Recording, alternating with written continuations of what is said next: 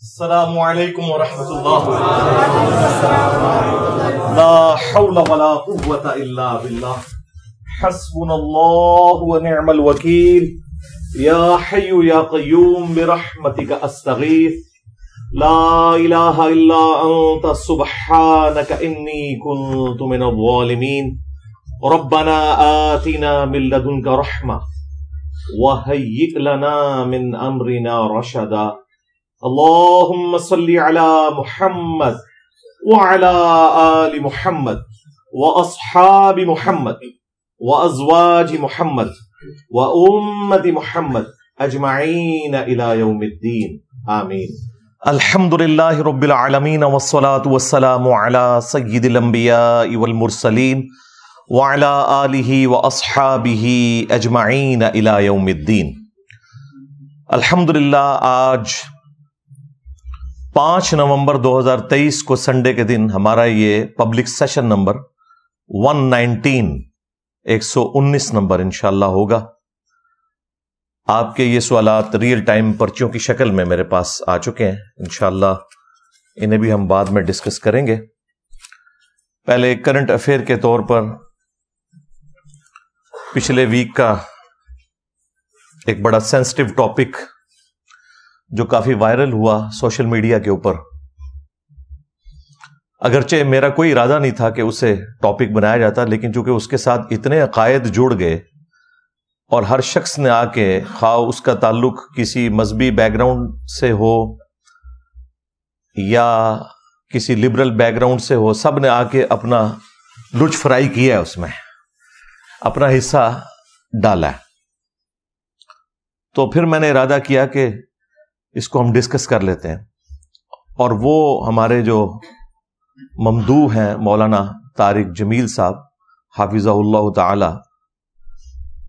ان کے بیٹے کی ڈیتھ، جن کا نام عاصم جمیل تھا رحمہ اللہ تعالی، اللہ تعالیٰ ان کی مغفرت کرے، انہیں ان کے نیک کاموں کا اجر دے، برائیوں سے درگزر فرمائے، اور ان کے والد صاحب کو، طارق جمیل صاحب کو، ان کی والدہ کو، باقی رشتہ داروں کو اس صدمے کے اوپر صبر نصیب کرے اور اس صبر پر اجر عظیم عطا فرمائے. آمین. انا للہ و انا الیہ راجعون.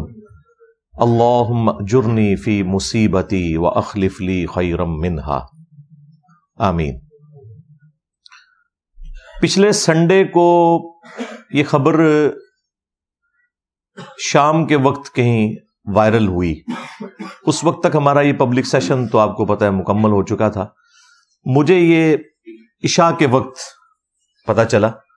ہمارے عثمان بھائی کے نمبر پہ ہمارے ایک دوست ہیں کرنل عرفان صاحب، جو ریٹائر ہو چکے ہیں، سینئر ہیں، انہوں نے کال کی اور مجھے عثمان بھائی نے کہا کہ جی یہ آپ فون سنیں. انہوں نے کہا جی کہ ان کا چونکہ بیک گراؤنڈ تبلیغی جماعت سے بھی رہا ہے، تو کہنے لگے کہ جی مولانا کے بیٹے کو کسی نے گولی مار دی ہے. جی میں نے ظاہر ہے انا للہ و انا الیہ راجعون یہی صحیح مسلم والی دعا پڑھی. اور پھر بعد میں جب سوشل میڈیا پہ اس کی ڈیٹیلز کو میں نے سرچ کیا تو ہر شخص اپنا ہی ورژن دے رہا تھا. کوئی کہہ رہا تھا کہ یہ دہشت گردوں نے حملہ کیا ہے، کسی نے کہا کہ انہوں نے اپنے حالات سے تنگ آ کر خودکشی کر لی ہے، کسی نے کہا کہ حادثاتی موت ہے. خیر، صبح کے وقت جو مولانا طارق جمیل صاحب کے بڑے بیٹے ہیں یوسف جمیل حافظہ اللہ تعالی، انہوں نے ایک ویڈیو کلپ اپنا جاری کیا. وہ پھر مین میڈیا کے اوپر بھی مختلف ٹی وی چینلز نے دکھایا. اس میں انہوں نے کہا کہ میرے جو چھوٹے بھائی ہیں انہوں نے خودکشی کی ہے کیونکہ ان کا ذہنی توازن کا ایشو تھا. وہ دوسرے والا ایشو نہیں، ڈپریشن والا ایشو. یعنی یہ پاگل تو نہیں تھے لیکن ڈپریشن کے مریض تھے، اور وہ بتا رہے تھے کہ پچھلے کافی عرصے سے انہیں ہم الیکٹرک شاکس بھی دے رہے تھے. تو وہ اسی تکلیف کے اندر انہوں نے اپنے آپ کو گولی مار کے خودکشی کر لی ہے. چیپٹر کلوز ہو گیا، میڈیا نے بھی بتا دیا. پھر ایک دن کے بعد طارق جمیل صاحب کے جو چھوٹے بھائی ہیں ڈاکٹر ہیں، یعنی اس بچے کے چچا، ان کا اردو پوائنٹ کے اوپر انٹرویو آیا اور انہوں نے ایک اور بات کر دی. انہوں نے کہا کہ نہیں، اس نے خودکشی نہیں کی ہے بلکہ یہ حادثاتی موت ہے. وہ پسٹل سے کھیل رہا تھا اور اسی دوران چیمبر میں ایک گولی موجود تھی جو چل گئی اور اس کی وجہ سے وہ شہید ہو گیا. میں بھی ویسے سوچ رہا تھا کہ آج تک خودکشی کے جتنے بھی واقعات رپورٹ ہوئے ہیں اس میں ہمیشہ جو بھی خودکشی کرتا ہے نا پسٹل کے ذریعے، وہ کن پٹی پہ رکھ کے کرتا ہے، کیونکہ اس بندے نے انشور کرنا ہوتا ہے کہ میں اب زندگی سے جان چھڑاؤں. میں نے اس طرح کا کوئی کیس اپنی زندگی میں نہیں دیکھا کہ کوئی شخص جو ہے وہ سینے میں گولی مار کے خودکشی کرے، کیونکہ اس میں چانس ہوتے ہیں کہ بندہ بچ سکتا ہے. تو یہ ایک چیز مجھے یعنی ایک تنگ کر رہی تھی. تو مجھے لگا کہ ان کے چچا صحیح بات کر رہے ہیں کہ یہ حادثاتی طور پہ سارا مسئلہ ہوا ہے. لیکن دوسری طرف اس کے اپنے بڑے بھائی نے سٹیٹمنٹ دی اور ویڈیو میں آ کے کہ جی خودکشی کی ہے. تو اس کی وجہ سے پھر آپ کو پتا ہے سوشل میڈیا کے اوپر ایک طوفان بدتمیزی برپا ہو گیا. ہر شخص نے اپنی سوچ کے مطابق حصہ ڈالا اس میں. میں نے مولانا طارق جمیل صاحب کو کال تو نہیں کی اس وقت، مجھے پتا تھا کہ وہ غم کی کیفیت میں ہے، اور ظاہر ہے کہ جب آپ اس طرح کی سچویشن میں ہوتے ہیں اور رشتہ داروں کو اٹینڈ کر رہے ہوتے ہیں، پھر خود بھی تکلیف میں ہوتے ہیں، تو خام خواہ کسی کو فون پہ تنگ کرنا یہ بالکل ایک غیر اخلاقی حرکت ہے. اپنے طور پہ تو میں نے اپنے بھائیوں کے ساتھ مل کے اس کے لیے دعائیں مغفرت کر دی، بلکہ ان کی ویڈیو کے نیچے بھی جا کے میں نے کامنٹس کیے اسی وقت. وہ کامنٹس آپ کو ٹاپ پہ نظر آ جائیں گے کیونکہ ان کامنٹس کو کافی لوگوں نے لائک کیا ہوا تھا، تو وہ آٹومیٹکلی ٹاپ پہ نظر آتے ہیں. 2 یا 3 دن کے بعد پھر میں نے مولانا طارق جمیل صاحب کو عشاء کی نماز کے بعد کال کی، لیکن انہوں نے کال نہیں اٹھائی. میری عادت ہے کہ جب میں کسی کو کال کروں تو بس ایک ہی کال کرتا ہوں، اگر وہ اٹھا لے تو ٹھیک، نہیں تو اس کی مرضی. عین ممکن ہے کہ بندہ مصروف ہو، وہ خود پھر کال کر لیتا ہے جو بھی جس کے ساتھ واسطہ پڑتا ہے. خیر تقریباً 1 گھنٹے کے بعد مجھے طارق جمیل صاحب کی کال آئی، تو میں نے ان سے پھر تعزیت کی. انا للہ و انا الیہ راجعون، اللہم اجرنی فی مصیبتی و اخلف لی خیرا منہا. یہ دعا پڑھی اور جو بھی ایک روایتی انداز میں ہوتا ہے سارا معاملہ کیا. اور میں نے مولانا سے 3 سوال کیے. میں نے کہا کہ یہ مختلف ورژن آ رہے ہیں، مجھے آپ 3 باتوں کے جواب دیں. پہلی بات یہ بتائیں کہ یہ آپ کے بیٹے نے خودکشی کی ہے یا حادثاتی موت ہے. تو انہوں نے کہا یہ خودکشی والی بات بالکل جھوٹ ہے اور یہ مجھے تکلیف دے رہے ہیں، یہ حادثاتی موت تھی. اور بعد میں ان کی ویڈیو بھی آ گئی جس میں انہوں نے کہا کہ مجھے تکلیف نہ دیں، وہ جو قرآن خوانی کے موقع کے اوپر ان کی ویڈیو آئی. تو پھر میں نے دوسری بات کی جو جینون تھی. میں نے کہا اگر یہی بات ہے تو آپ کے تو اپنے بیٹے نے ویڈیو جاری کر دی تھی اسی رات، تو وہ اس نے ویڈیو کیوں جاری کی تھی اگر اسے اس بات کا نہیں پتا تھا؟ تو کہنے لگے وہ یوسف تو یہاں پہ ہے بھی نہیں تھا، وہ دوسرے سٹی میں گیا ہوا تھا. چونکہ وہ ایک پینک پھیل گیا تو اسے جو انیشل رپورٹ ملی اس نے اس کے مطابق فوراً ویڈیو بنا دی. تو وہ ویڈیو اس کی غلطی ہے، ویڈیو بنانا اس کو فوراً بنانی پڑی، اس میں اس سے مس ہینڈلنگ ہوگی، کیونکہ واقع پہ تو نہ وہ موجود تھا نہ میں موجود تھا. وہ تو اس کا ایک کزن ہی تھا، عارفین، جو ان کے چچا کا بیٹا ہے، طارق جمیل صاحب کے چھوٹے بھائی کا بیٹا جو ڈاکٹر ہے. تو وہ پاس موجود تھا اور ایگزیکٹلی اس وقت وہ پاس موجود تھا، اس کی طرف دیکھ نہیں رہا تھا لیکن اسی پریمیسز میں موجود تھا. اس نے بعد میں اردو پوائنٹ کے اوپر اپنا انٹرویو بھی ریکارڈ کروایا. تو کہتے ہیں کہ یہ بات جو ہے نا وہ اس سے مس ہینڈلنگ ہوئی ہے.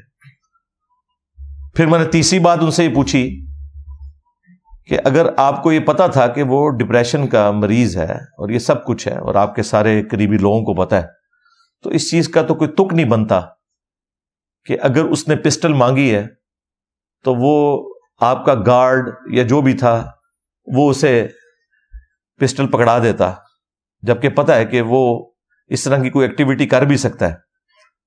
کہتے ہیں آپ کی بات بالکل ٹھیک ہے، لیکن یہ کوئی پہلی دفعہ نہیں ہوا، اس سے پہلے بھی وہ خالی پسٹل اسے دیتے ہیں تو وہ کھیلتا رہتا ہے، چونکہ سارے اس کو ذرا ایک اسپیشل پروٹوکول اسپیشل چائلڈ ہونے کی وجہ سے کرتے تھے. ویسے تو عمر اس کی آلموسٹ کوئی 36-7 کے قریب تھی, لیکن وہ بچپن سے ہی ایک خاص ذہنی مرض میں مبتلا تھا. لکھنا پڑھنا اس نے نہیں سیکھا, لیکن پاگل نہیں تھا, جس کو ہم کہتے ہیں نا پاگل, وہ نہیں تھا. ایک ڈپریشن کا مریض آپ سمجھ لیں کہ یعنی ایک درمیان کی کنڈیشن میں. تو کہتے ہیں وہ پہلے بھی اس طرح کرتا تھا, بس وہ چیمبر میں ایک گولی پھنسی رہے گی تو وہ چل گئی. تو میں نے کہا مجھے بھی یہی لگتا ہے. اس کی وجہ یہ ہے کہ اگر اس نے یہ خودکشی کی ہوتی نا تو وہ کن پٹی پہ رکھ کے خودکشی کرتا. پھر وہ اتنے ہی اس نے زندگی کے سال اس ڈپریشن میں گزارے ہیں, ابھی آ کے اس نے خودکشی کو کرنی تھی. اسلحہ تو اس کے پاس پہلے بھی اویلیبل تھا. تو مجھے یہ بات یعنی ٹھیک لگی. اس کے باوجود اگر کوئی سمجھتا ہے کہ انہوں نے پردہ ڈالا ہے تو وہ اس کے اپنے ذہن کا ایشو ہے. میرے خیال ہے ہمیں گھر والوں کی بات کے اوپر رلائے کرتے ہوئے اس چیپٹر کو کلوز کر دینا چاہیے. یہ بڑی سخت زیادتی والی بات ہے کہ ایک گھر میں پہلے ڈیتھ ہوئی بھی ہے اور پھر ہر کوئی اس میں تباہ آزمائی کر رہا ہے. اس میں سے نکلنا کیا ہے؟ کوئی وہ پبلک اکاؤنٹ ہولڈر نہیں تھا, کوئی پاکستان کا کوئی مشہور سائنٹسٹ نہیں تھا کہ جس کی وجہ سے کوئی ملک کو اتنا نقصان ہو گیا ہے کہ ہم کہیں کہ نہیں جی پتہ لگوائیں کہ یہ خودکشی کی ہے یا حساسی طور پہ مرا ہے. ایک نارمل انسان تھا, ٹھیک ہے, اس کے والد کی سٹیٹمنٹ آ گئی, دیٹس اینف. اور پھر وہ ہاتھ جوڑ جوڑ کے کہہ رہے ہیں کہ یار اس کو ایشو نہ بنائے, پلیز میرے بچے کے اوپر یہ الزام نہ لگائیں. تو میرا خیال ہے اس کے بعد تو جو شخص بھی صاحب اولاد ہے اسے شرم کرنی چاہیے اگر وہ اس کے علاوہ کوئی اور ورژن اڈاپٹ کرتا ہے. یہ میرا اپنا پوائنٹ آف ویو ہے, کیونکہ اس میں سے نکالنا کچھ بھی نہیں ہم نے. تو یہ پورے کا پورا ایک سینیریو تھا.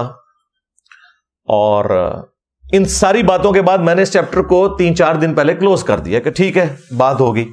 لیکن یہ پورے ہفتے میں ابھی تک اتنے لوگوں نے وی لاگز بنائے اس ٹاپک کے اوپر, ہر بندے نے آ کے اپنی ان پٹ دی اور جو کچھ اس میں سے نکالنے کی کوشش کی. پھر اس پر تر رہا یہ کہ جو کچھ مولانا طارق جمیل صاحب نے مس ہینڈلنگ کی اس کی بھی ایک پوری لسٹ ہے, جس کی وجہ سے دوسرے فرقوں کے مولویوں کو موقع ملا, انہوں نے ان کے خلاف وی لاگز بنائے. ایون خود ان کے اپنے فرقے کے لوگوں نے طارق جمیل صاحب کو ڈس اون کیا, اور وہ جو طارق جمیل صاحب کی مس ہینڈلنگ کی وجہ سے جو کچھ ہوا اس میں وہ جسٹیفائی تھے مخالفین وہ کرنے میں. ایک موقع دیا تو ظاہر ہے مخالفین کدھر چھوڑتے ہیں. یہ تو ویسے ٹی وی پہ بیٹھ کے سارے کہتے ہیں نا جی کہ فرقوں میں بڑی ٹالرنس آ چکی ہے اور ہم سب ایک دوسرے کو مسلمان سمجھتے ہیں. نہیں, موقع کوئی جانے نہیں دیتے یہ لوگ کاٹنے کا. جب موقع ملے گا یہ کاٹیں گے آپ کو, اور انہیں موقع مل گیا. آپ دیکھیں مولویوں کے کلپ کس طرح آ رہے ہیں, انتہائی ڈٹائی کے ساتھ, بے شرمی کے ساتھ, اپنے فاسد عقائد اور نظریات کو ثابت کرنے کے لیے طارق جمیل صاحب کی ایکٹیویٹیز کا وہ سہارا لے رہے ہیں. یعنی طارق جمیل صاحب نے جو کچھ کیا, نہ انہوں نے کوئی قرآن و سنت سے ریفرنس پیش کیا, اور نہ ان کے مخالفین اپنی جو غلط ایکٹیویٹیز اور عقائد و نظریات ہیں ان کو ثابت کرنے کے لیے قرآن و سنت کا سہارا لے رہے ہیں. وہ کہہ رہے ہیں طارق جمیل صاحب نے کر دیا لہذا ہمارا فرقہ بھی ثابت ہو گیا. یہ وہ کر رہے ہیں. اور پھر وہ الٹا یہ کہہ رہے ہیں کہ اتنے عرصے سے جو تم لوگ ہمیں تانا زنی کرتے تھے تو دیکھ لو تمہارے گھر کے بندے نے بھی بتا دیا کہ یہی چیز اصل ہے. تو یہ سارے کے سارے معاملات کو انشاءاللہ میں 8 علمی پوائنٹس کی شکل میں اس کو ڈسکس کروں گا, بلکہ اس کی انجینئرنگ کروں گا. میں تو آپ کو پتا ہے انجینئر ہوں, تو میں ایک ترتیب سے ان چیزوں کو ڈسکس کروں گا.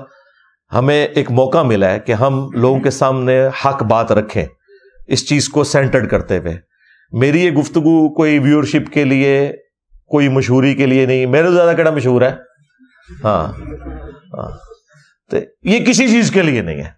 صرف خالصتاً یہ موقع ملا ہے کہ مسلمانوں کے دماغوں میں ڈرل کروں کہ بھائی یہ بابوں کا دین ہے, یہ کتابوں کا دین ہے.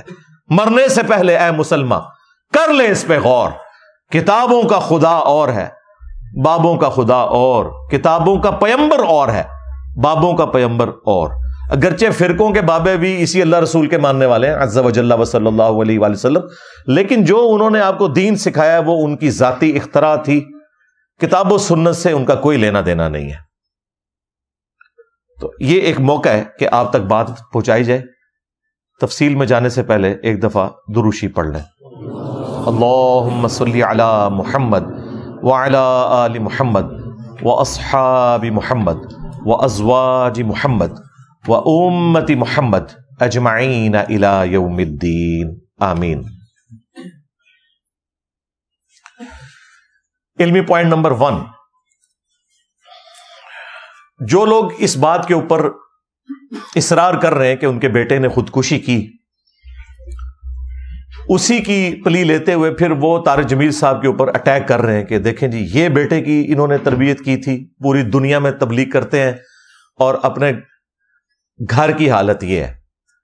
یہ بات جو ہے وہ مذہبی طبقے کی طرف سے بھی اٹھائی گئی، لبرلز کی طرف سے بھی اٹھائی گئی، چونکہ انہوں نے کنکلوڈ کر لیا کہ بچے نے خودکشی کی ہے۔ میں کہتا ہوں جی یہ مقدمہ درست بھی ہو کہ اس نے خودکشی کی ہے، تب بھی کسی شخص کو اس کی اولاد کی وجہ سے یا اس کے قریبی رشتہ داروں کی وجہ سے تختہ مشق نہیں بنایا جا سکتا۔ قرآن میں واضح یہ فتویٰ ہے، وَلَا تَزِرُ وَازِرَةٌ وِزْرَ أُخْرَى، کوئی بھی بوجھ اٹھانے والی جان کسی دوسرے کے اعمال کا بوجھ قیامت کے دن نہیں اٹھائے گی۔ یہ قرآن کا واضح فتویٰ ہے۔ اگر اس قانون کو مان لیا جائے کہ کسی شخص کے برے اعمال کا ذمہ دار اس کا والد ہے، تو اللہ تعالیٰ نے سورہ ہود کے اندر سیدنا نوح علی نبینا وعلیہ الصلاۃ والسلام کے بیٹے کا ذکر کیا کہ وہ تو حالت کفر میں مرا۔ الٹا جب نوح علیہ السلام نے اس کی سفارش کی تو اللہ تعالیٰ نے بڑے سخت الفاظ استعمال کیے کہ مجھ سے اس چیز کے بارے میں سوال نہ کر جس کے بارے میں تیرے پاس علم نہیں ہے، اور تو جاہلوں میں تو شامل نہ ہو، تجھے تو پتہ ہے کہ وہ تیری اولاد ضرور تھا، بیگوٹن سان تھا، لیکن اس کے اعمال وہ نہیں تھے، کفر کی حالت میں مرا۔ تو نوح علیہ السلام کو کوئی بلیم نہیں کر سکتا کہ ان کا بیٹا کفر کی حالت میں مرا تو اب وہ مجرم ہے۔ اسی طریقے سے سورہ التحریم میں آیا کہ سیدنا نوح علیہ السلام اور سیدنا لوط علیہ السلام ان دونوں کی بیویاں وہ کافرہ مری، اور اللہ تعالیٰ فرماتا ہے کہ وہ ہمارے نیک بندے بھی اللہ کے مقابلے پہ ان کے کچھ کام نہیں آئیں گے کیونکہ وہ کفر کی حالت میں مری ہیں۔ تو کیا اب حضرت نوح یا حضرت لوط علیہ السلام کو بلیم دیا جا سکتا ہے کہ آپ کے عقد میں رہنے والی عورت کفر کی حالت میں کیوں مر گئی ہے؟ تو یہ بالکل نان سینس اپروچ ہے کہ کسی شخص کی برائی کا وبال اس کے والد کے اوپر ڈال دیا جائے۔ ہاں اللہ نے یہ جج کرنا ہے کہ تربیت کیا کی تھی، وہ اللہ کو پتا ہے، لیکن ونس کوئی کام کر لیتا ہے نا تو اس کو آپ کسی کی تربیت کے ساتھ جوڑنے کا کوئی رائٹ نہیں رکھتے، یہ اللہ کا اور بندے کا معاملہ ہے۔ تو یہ بالکل غلط اپروچ ہے جو لوگوں نے اڈاپٹ کی۔ اس طریقے سے اگر آپ کورولریز بنانا شروع کریں تو اس کا کوئی اینڈ نہیں ہوگا۔ لہذا علمی پوائنٹ نمبر 1 میں ہم اس چیز کو سختی سے کنڈیم کرتے ہیں کہ کسی بھی شخص کی برائی کا وبال اس کے والد کے اوپر یا والدہ کے اوپر ڈال دیا جائے۔ ہر شخص اپنے اعمال کا جواب دے قیامت والے دن خود ہے۔ اسی طریقے سے آپ دیکھیں قاتلین حسین کا جو سرغنہ تھا وہ سعد ابن ابی وقاص رضی اللہ تعالیٰ عنہ، فاتح قادسیہ جنہوں نے پرشین امپائر کو گرایا سیدنا عمر کے دور میں رضی اللہ تعالیٰ عنہ، ان کا بیٹا تھا عمر ابن سعد۔ اب کوئی کہہ سکتا ہے کہ بھئی عمر ابن سعد کی یہ تربیت کی ہوئی تھی سعد ابن ابی وقاص نے؟ نہیں، وہ اپنے اعمال کا خود جواب دے۔ اور یہاں تو یہ مسلمان بھی تھا، چلیں پیغمبروں کے کیس میں تو میں نے آپ کو ایکسٹریم کفر والی مثال دی، یہ تو مسلمان تھا، لیکن وہ اپنے اعمال کا جواب دے خود ہے۔ اور اس کے کرتوت اس طرح کے سعد ابن ابی وقاص کو اپنی زندگی میں نظر آ گئے تھے، لیکن وہ کیا کر سکتے تھے؟ دعوت ہی دے سکتے تھے، نگاہ مار کے اس کا دل تو نہیں بدل سکتے تھے۔ ہاں یہ بابا ہی کر سکتے ہیں۔ ہاں دیکھیں ہر چیز سے یہ رزلٹ نکلتا ہے کہ انہوں نے آپ کو جھوٹا دین بتایا کہ جی وہ بزرگ جو ہیں وہ نگاہ مار کے دل بدل دیتے ہیں۔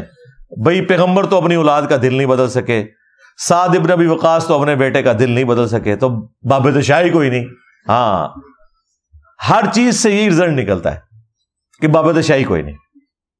حتیٰ کہ صحیح مسلم میں آتا ہے کہ سعد ابن ابی وقاص کا بیٹا عامر بن سعد کہتا ہے کہ وہ اپنے کھیتوں میں تھے، اتنے میں ان کا یہ دوسرا بیٹا عمر ابن سعد اونٹ پہ یا گھوڑے پر سوار ہو کے سامنے سے آیا.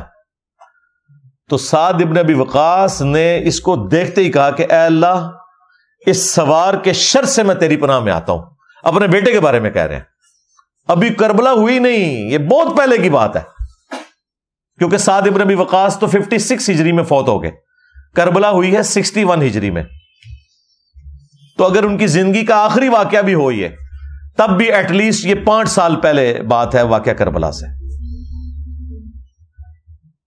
اور وہ جیسے ہی سواری سے اترا وہ کہتا ہے ابا جان دیکھیں لوگ تو خلافت کے معاملے میں تگودو کر رہے ہیں اور آپ ادھر اپنے کھیتوں میں مصروف ہیں، آئیں آپ بھی کوئی حکومت کا عہدہ حاصل کرنے کی کوشش کریں. تو حضرت سعد ابن ابی وقاص کو غصہ آتا ہے، وہ اس کے سینے کے اوپر گھونسا مارتے ہیں اور وہ کہتے ہیں کہ اللہ تعالیٰ کو وہ شخص پسند ہے جو متقی ہو، دنیا سے زہد رکھنے والا ہو اور گوشہ نشینی کی زندگی گزار دے. وہ اللہ تعالیٰ کو زیادہ محبوب ہے بجائے ایسے شخص کے کہ جو حکومتی عہدہ سنبھالے.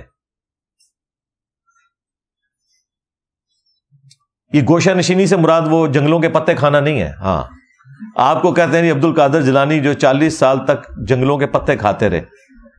بخاری مسلم میں لکھا ہے کہ نبی الاسلام جب غار حرا جاتے تھے تو ان کی بیوی سیدہ خدیجہ سلام اللہ علیہا ان کو ٹفن میں کھانا باندھ کے دیتی تھی.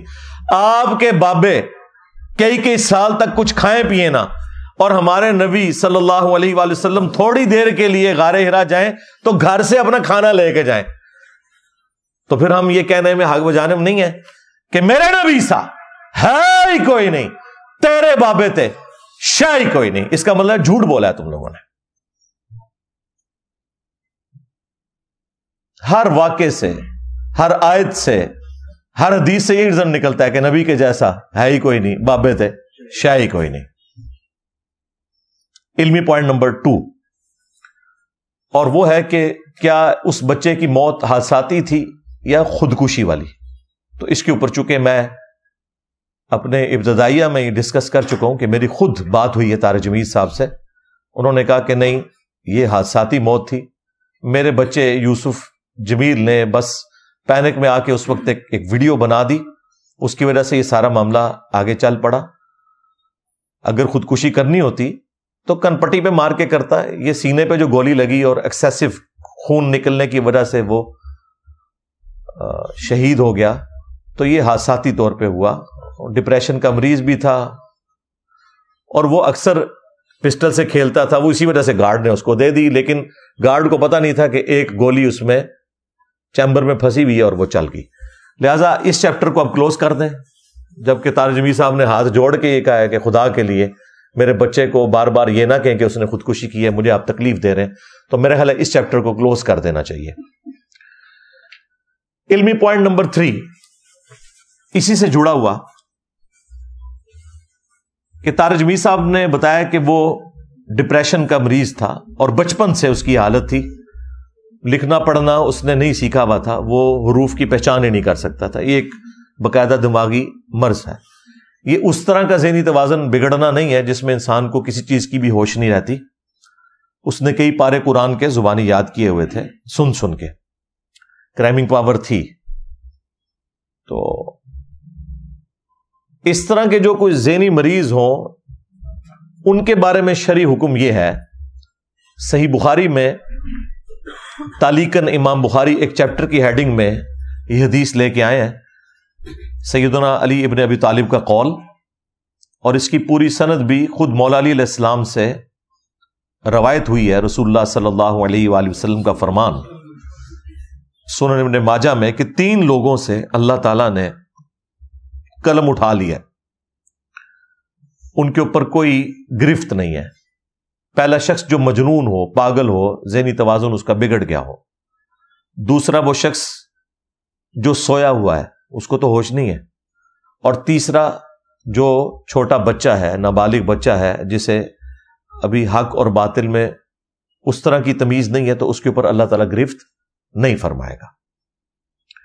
پوری سند تو میں نے بتایا ابن ماجہ میں، امام بخاری اسے چیپٹر کی ہیڈنگ میں لے کے آیا، اور ایک واقعے کی طرف امام بخاری نے اشارہ کیا جب حضرت عمر نے اپنے دور میں ایک مجنون پاگل شخص کے اوپر کسی گناہ کے سبب حد جاری کی، تو حضرت علی نے انہیں روک دیا اور کہا کہ امیر المومنین، اس شخص پہ حد جاری نہیں ہوگی، کیونکہ 3 لوگوں سے اللہ نے شریعت کا قلم اٹھا لیا ہے، مجنون سے، سوئے ہوئے شخص سے، اور نابالغ سے۔ تو حضرت عمر نے پھر وہ ڈیسیژن ریورس کر دیا۔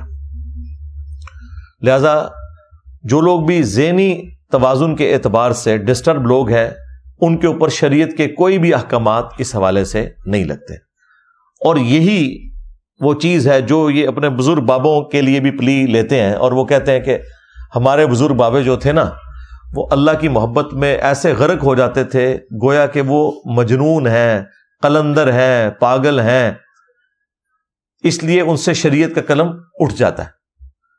تو ہم نے کہا تھا ٹھیک ہے، ہم آپ کے ساتھ ایگری کرتے ہیں، تو پھر انہیں بزرگ نہ ڈکلیئر کریں، پاگل کہا کریں، ہم آپ کے ساتھ ہیں۔ نہیں، پاگل اس لیے نہیں کہتے کہ اللہ کی محبت میں وہ پاگل ہے۔ اگر اللہ کی محبت میں پاگل ہو کے وہ ان الحق کہہ رہے ہیں یا سبحانی ما اعظم شأنی کہہ رہے ہیں، اس کی تو آپ پھر بھی تعویل کر لیں گے کہ وہ اللہ کے ساتھ ایک لو لگائے ہوئے ہیں۔ لیکن جن لوگوں نے اس پاگل پن میں چشتی رسول اللہ کلمہ پڑھایا ہے اور اسے انڈورس کیا ہے، اور تھانوی رسول اللہ کلمے کو انڈورس کیا ہے، اور پتہ نہیں کون کون سے ان کے کلمے ہیں، ویسے ہمارے نزدیک تو بھائی 4 کلمے ثابت ہیں، پہلے 4 کلمے، 5واں چھٹا تو علماء نے لکھا ہوا ہے، جو آپ کو 6 کلمے کہتے ہیں نا، وہ کسی حدیث میں نہیں آیا، پہلے 4 کلمے، اس پہ میری تفصیلی ویڈیو ریکارڈ ہے۔ تو یہ جو 6 کلمے ہیں، ان میں سے 4 ثابت ہیں، 2 انہوں نے خود لکھ لیے۔ اب تو یہ 6 کی گنتی بھی آگے جا چکی ہے۔ ہاں، چشتی رسول اللہ 7واں کلمہ، ہاں، تھانوی رسول اللہ 8واں کلمہ، ہاں جی، شبلی رسول اللہ 9واں کلمہ، ہاں، معاویہ رسول اللہ 10واں کلمہ، ہاں، یہ لکھے جے سارے کتابیں، ہاں، ہوں تو خیر بڑھائی جا رہے ہیں۔ تو جن کے ہم 6 کلموں پہ بات کرتے تھے نا، اب تو ہم کہتے تھے بھائی 4 ثابت ہیں، 2 کوئی نہیں ثابت۔ آپ بتایا کریں یہ جو آپ کے 10 کلمے ہیں نا جو ریٹن میں ہیں، وہ جو صادق رسول اللہ وہ تو واقعہ سنایا نا اس نے، وہ ہم کہیں ریٹن میں تو نہیں دکھا سکتے نا، اس لیے 10 ہی رہنے دو فی الحال۔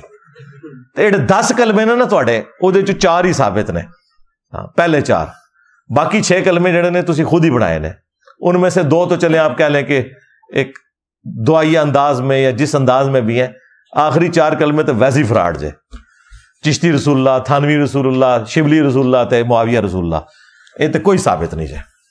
تو جن کا ذہنی توازن بگڑ گیا وہ رسول اللہ کے اوپر بھونک رہے ہیں، اور پھر آپ یہ کہہ رہے ہیں کہ وہ اللہ کی محبت میں، تو پھر ہم آپ کو وہی بات یاد دلائیں گے جو آپ ہمیں بچپن سے سکھاتے تھے، کیونکہ ہم بھی اتنا عرصہ بریلوی رہے نا، وہ بھی کیا دن تھے، ہم بھی ایک جن تھے، آج ہم دیو ہیں، جنوں کے بھی پیو ہیں، ہاں، بلکہ دیو کے بھی پیو ہیں، دیوبند والا دیو،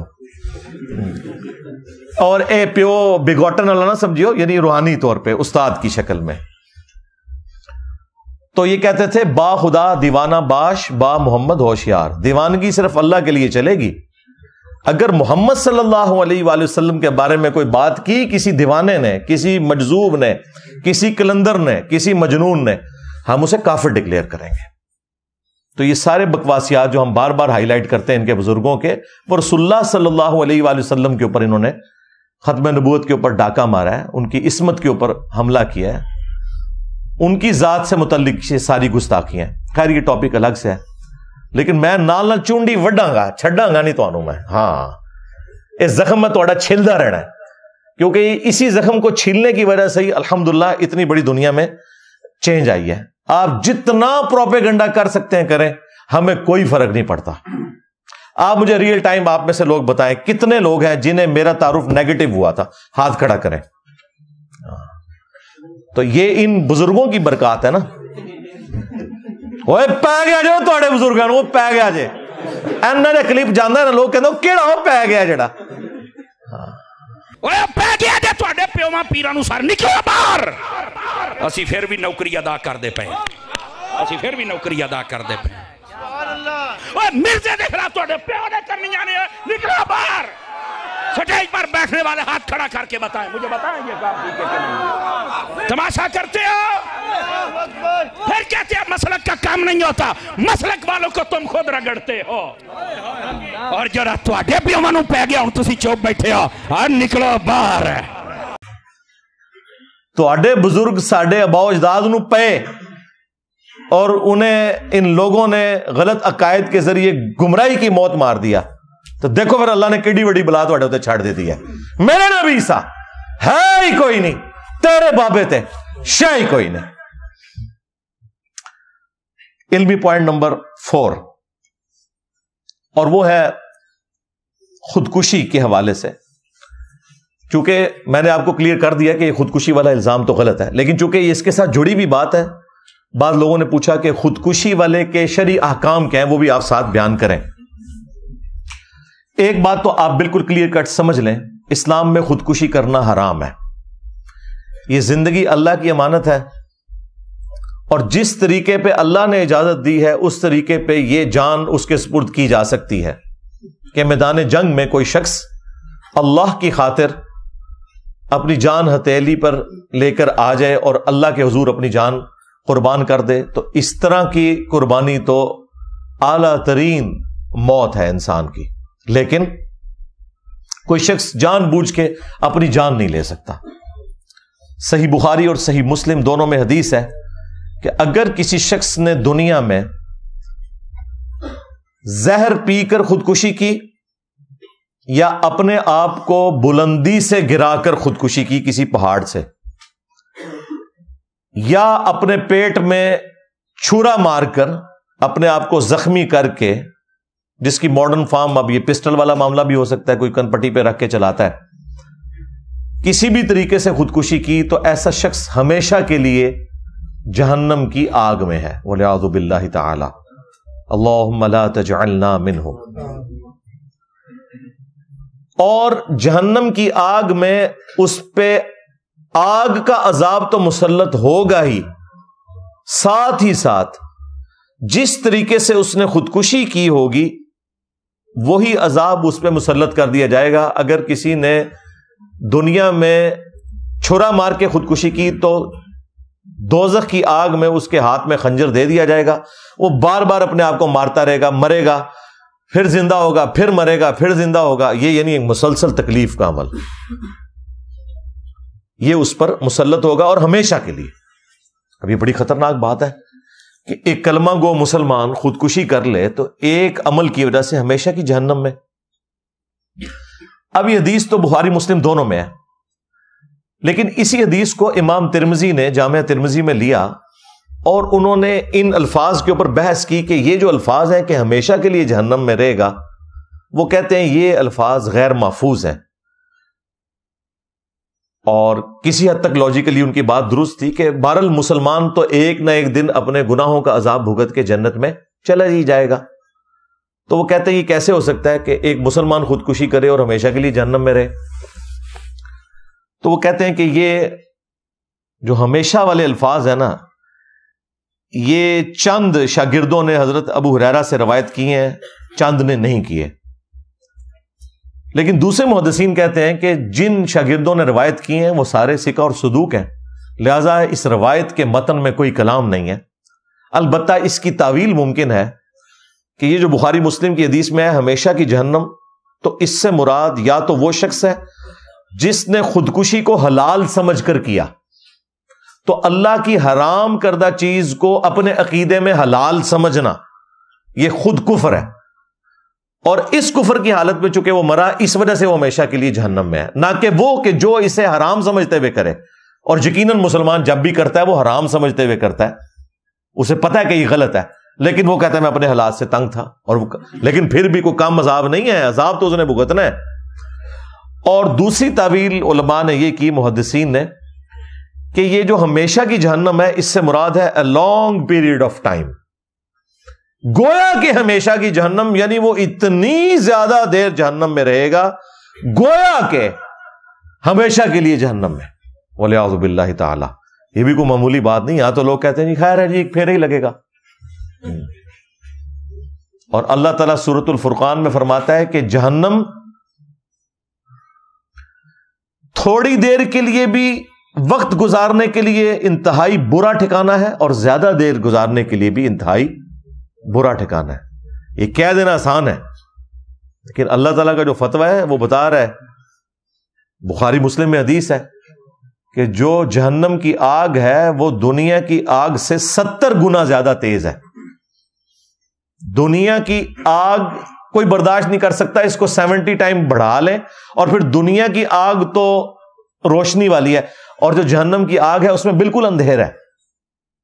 अल्लाहुम्मा अजिरना मिनन नार, आमीन। रब्बना अस्रिफ अन्ना अज़ाब जहन्नम इन्न अज़ाबहा काना गरामा। तो ये बड़ा सेंसिटिव इशू है। अच्छा, इसके साथ एक और चीज भी आप समझ लें, जिस शख्स ने खुदकुशी की है ना, उसका जनाजा नबी सल्लल्लाहु अलैहि वसल्लम ने नहीं पढ़ा। सही मुस्लिम में हदीस है, एक खुदकुशी वाले का जनाजा लाया गया, आप अलैहिस्सलाम ने जनाजा नहीं पढ़ा। अलबत्ता सहाबा को नहीं रोका, तुम पढ़ लो लेकिन मैं नहीं पढ़ूंगा। उसके पीछे आपका एक प्रोटेस्ट था कि अगर एक डोमिनेंट पर्सनैलिटी खुदकुशी वाले का जनाजा पढ़ेगी तो उसके अमल को एंडोर्स करने के मुतरादिफ है। लेकिन चूंकि है कलमा गो अहले किबला, लिहाजा जनाजा तो होगा। खुदकुशी वाले का काफिर तो नहीं है, मुसलमान है।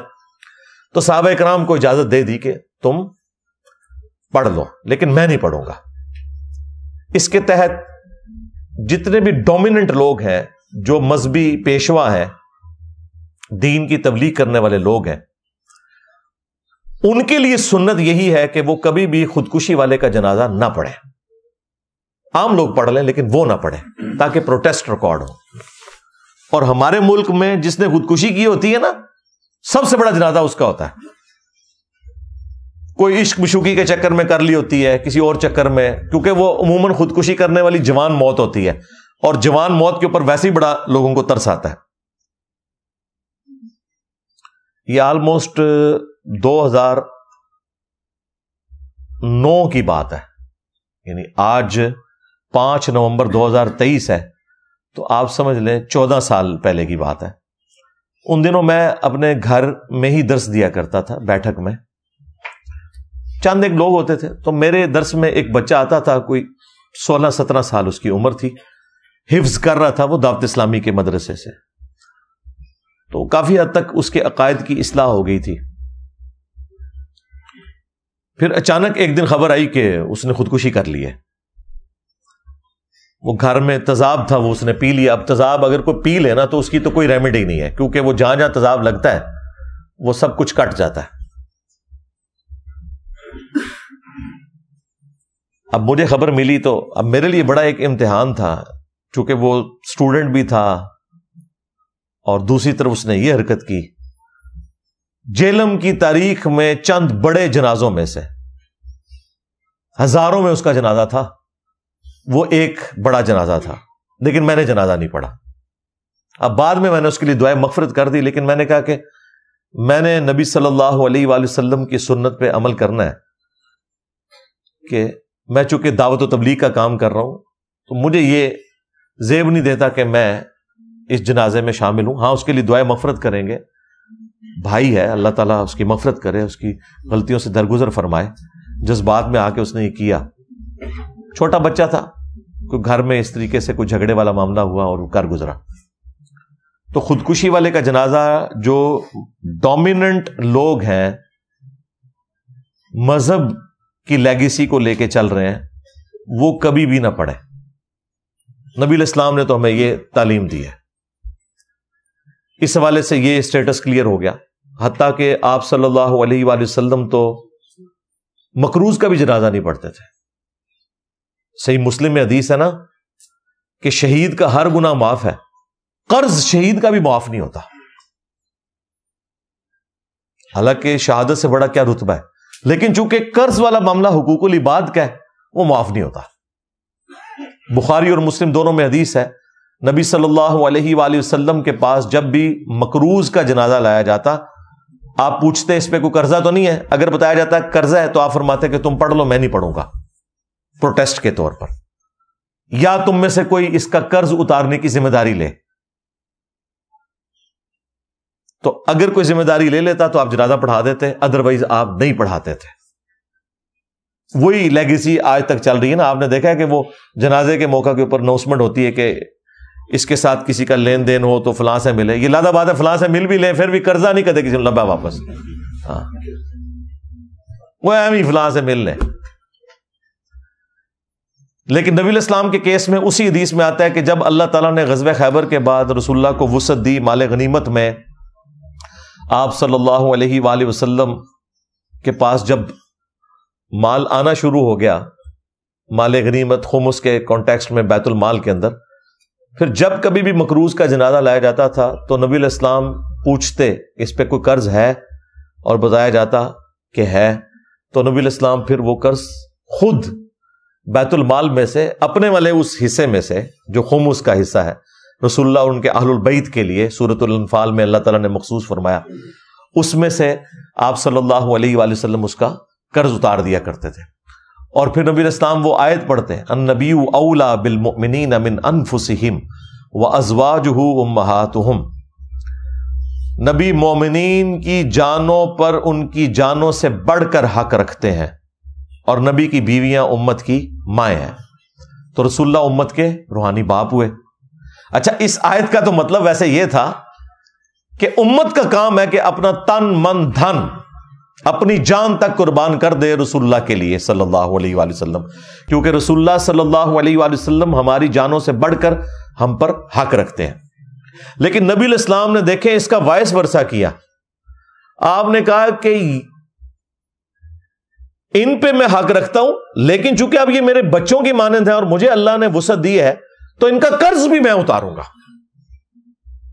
حالانکہ ہونا تو چاہیے تھا کہ بچے اپنے روحانی باپ کے لیے قربانی پیش کرتے، ہمارے پیر ہمارے روحانی باپ وہ ہیں جو اپنے بچوں پہ لگایا کرتے تھے، اور تمہارے پیر وہ ہیں جو نہ تمہارا مال چھوڑتے ہیں نہ تمہاری عزت چھوڑتے ہیں۔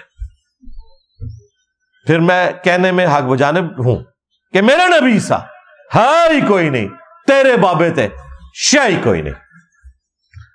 تو نبی علیہ السلام قرض اتارتے خود اور پھر جنازہ پڑھاتے۔ یہ میں نے ضمناً آپ کو بتا دیا خودکشی والے کے یعنی جنازے کے اعتبار سے۔ اور اس میں ایک اور امپورٹنٹ چیز یہ ہے کہ اب خودکشی والے کی مغفرت کا معاملہ کیا ہوگا؟ جنازہ تو پڑھ لیا تو ظاہر ہے اس میں دعائے مغفرت کی تو اٹ مینز کہ ہے وہ مسلمان ہے۔ ایک حدیث ہے صحیح مسلم کے اندر، ایک سینئر اصحاب میں سے تھے، سابقون الاولون میں سے، وہ ہجرت مدینہ میں بھی شامل تھے۔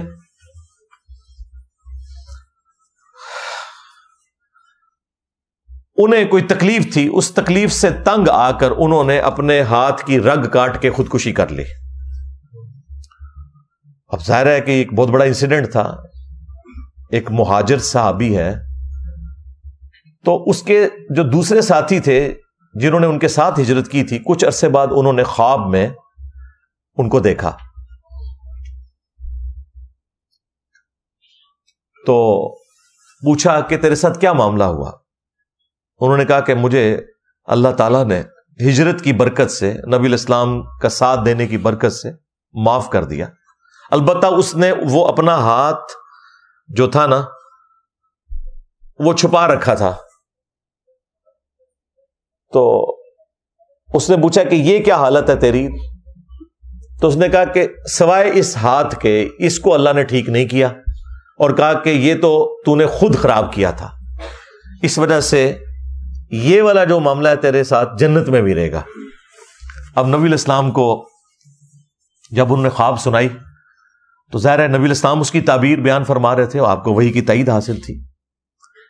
تو آپ علیہ السلام نے اس خواب کو سننے کے بعد کہا کہ اے اللہ اس کے ہاتھ کو بھی درست فرما دے۔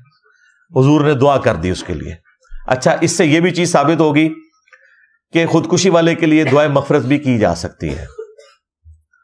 دوسرا کہ نبی کا صحابی ہو کر بھی اتنا نیک انسان ہونے کے باوجود، ہجرت والوں میں شامل ہونے کے باوجود اگر وہ غلط کام کرتا ہے تو اللہ تعالیٰ کے ساتھ کسی کی کوئی رشتہ داری نہیں، اللہ تعالیٰ اس کے اوپر گرفت فرما سکتا ہے۔ اور تیسرا ہمارے نبی صلی اللہ علیہ وآلہ وسلم کی شفقت کہ آپ نے اس کے لیے دعا کی کہ اللہ تعالیٰ اس کے ہاتھ کو بھی درست کر دے۔ تو یہ میں نے ساری باتیں اس لیے ڈسکس کی کہ آپ لوگوں کے خاندان میں بھی جاننے والوں میں بعض اوقات اس طرح کے واقعات ہو جاتے ہیں، پھر لوگ خودکشی سوئسائڈ کرنے والوں کے شرعی احکام پوچھ رہے ہوتے ہیں، تو میں نے اس حوالے سے جتنی چیزیں جڑی ہوئی تھی وہ کھول کے بیان کر دی۔ علمی پوائنٹ نمبر 5 وہ ہے میرے بھائیوں، جنازے کے فوراً بعد دعا کا معاملہ۔ وہ آپ کو پتا ہے طارق جمیل صاحب نے دعا کی جنازے کے فوراً بعد۔ اب ظاہر ہے بریلویوں کو تو موقع مل گیا، انہوں نے پکڑ کے پھر کلپس بنانے شروع کر دیے۔ ان کے علماء نے کہا کہ دیکھیں آپ لوگوں نے ہمیں بدعت کے نیزے کی نوک پہ پچھلے 100 سال سے رکھا ہوا تھا کہ جنازے کے بعد دعا کروانا بدعت ہے۔ بریلوی دیوبندیوں کا یہ جھگڑا چل رہا ہے، حالانکہ یہ ایک بالکل نان سینس قسم کا جھگڑا ہے، کیونکہ دیوبندیوں سے یہ پوچھیں جو آپ فرض نماز کے بعد اجتماعی دعا کرتے ہیں روٹین سے، بدعت تو وہ بھی ہے، ثابت تو وہ بھی کوئی نہیں۔ ہاں کبھی کبھار کوئی وسیلہ اور توسل کے طور پر ہو جائے تو جائز ہے، لیکن بس ایک نشانی بنا لی کہ اہل حدیث دونوں نہیں کرتے، بہت اچھی بات ہے۔ دیوبند نے اپنی مرضی والی دعا لے لی، اپنی مرضی سے، وہ بھی کسی دلیل کے بغیر، فرض نماز کے بعد جنازے والی چھوڑ دی، اور بریلویوں کے اوپر الزام لگایا کہ یہ بدعت کر رہے ہیں۔ آپ نے دیکھا ہوگا بعض اوقات جنازے ہوتے ہیں تو بریلوی دعا مانگتے رہتے ہیں اور بیچ میں سے دیوبندی اور اہل حدیث نکل جاتے ہیں، ادھر سے تو کوئی بھی نہیں نکلا۔ طارق جمیل صاحب خود دعا کروا رہے تھے، پھر بریلویوں نے پکڑ کے، ان کے علماء نے وی لاگز بنائے، انہوں نے کہا کہ دیکھیں اب آپ لوگوں کے بزرگوں کی غلطیوں کے اوپر آپ کو خود رجوع کر لینا چاہیے، کیونکہ طارق جمیل صاحب نے دعا کروائی ہے، اٹ مینس کہ ہمارا مسلک درست ہے۔ یعنی ان کے نزدیک مسلک یہ ہے کہ کوئی بزرگ کوئی کام کر دے، کوئی عالم کام کر دے، قرآن و حدیث سے کوئی لینا دینا نہیں، نہ دیوبند کا نہ بریلویوں کا۔ ہونا تو چاہیے تھا کوئی دلیل سے بات کرتے۔ نماز جنازہ کے فوراً بعد دعا مانگنا اسی جگہ پر، یہ بالکل کوئی ثابت نہیں ہے۔ ایک روایت یہ ابو داؤد سے لے کے آتے ہیں اور اتنی بےایمانی کرتے ہیں، وہ جنازے والے چیپٹر میں سنن ابی داؤد میں ہے، نبی علیہ السلام نے فرمایا کہ جب تم اپنے بھائی کا جنازہ پڑھو تو خلوص سے دعا مانگو اس کے لیے، یعنی وہ جنازے کے اندر جو دعا ہے نا وہ خلوص سے مانگو۔ ان کو پتا تھا، انہوں نے جان بوجھ کے وہ الفاظ اٹھائے کہ جی جنازہ پڑھو تو دعا مانگا کرو، اور وہ دعا بعد والی دعا جو اپنی ان کے بابوں کی جاری کردہ تھی نا اس کو پکڑ کے اس میں فٹ کر دیا۔ حالانکہ ایک عام آدمی جس کو اردو پڑھنی آتی ہے نا، تھوڑا سا بھی اس کو علم حدیث سے شغف ہے اور اسے پتا ہے کہ کون سے چیپٹر میں کون سی چیز آتی ہے، وہ چیپٹر کون سا ہے ابو داؤد کا، وہ خود پڑھ کے دیکھے، اسے آئیڈیا ہو جائے گا کہ بالکل فراڈ کیا ہے انہوں نے۔ البتہ سنن ابی داؤد میں یہ ایک حدیث موجود ہے کہ نبی علیہ السلام کسی صحابی کو دفنا کر جب فارغ ہوئے تو آپ نے اس کی قبر پہ کھڑے ہو کر فرمایا کہ اب اپنے بھائی کے لیے قبر کے سوالات میں استقامت کی دعا مانگو، اس سے قبر میں سوال ہوگا، آزمایا جائے گا۔ تو دفنانے کے بعد قبر کے اوپر کھڑے ہو کر اجتماعی دعا کرنا اس میت کے لیے کہ اسے قبر کے سوالات میں آسانی ہو، یہ سنت ہے، یہ سنن ابی داؤد کے اندر حدیث موجود ہے۔ جنازے کے فوراً بعد دعا کرنا اسی جگہ پر یا فرض نماز کے فوراً بعد دعا کرنا اسی جگہ کے اوپر، یہ دونوں کوئی ثابت نہیں ہے۔ لہذا بریلوی اور دیوبندی دونوں اپنے اس عمل میں غلط ہیں، نہ کہ یہ کہ وہ ایک دوسرے سے دلیل حاصل کریں۔ بھائی دلیل قرآن و سنت سے پیش کریں۔ عزتیں تم لوگوں نے اویل کی ہیں قرآن و سنت کے نام کے اوپر، چندے تم لوگوں نے بٹورے ہیں اللہ اور اس کے رسول کے نام کے اوپر عز و جل و صلی اللہ علیہ وآلہ وسلم، سواریاں سوار کی ہیں تم لوگوں نے مکے اور مدینے کی آوازیں لگا کر، اور پھینکی ہیں جا کے بریلی میں، دیوبند میں، اجمیر میں، بغداد میں، غداری کی ہے تم لوگوں نے اپنے نبی کے ساتھ۔ تو دیکھ لو پھر اللہ تعالیٰ نے تم سے کیسا بدلہ لیا ہے۔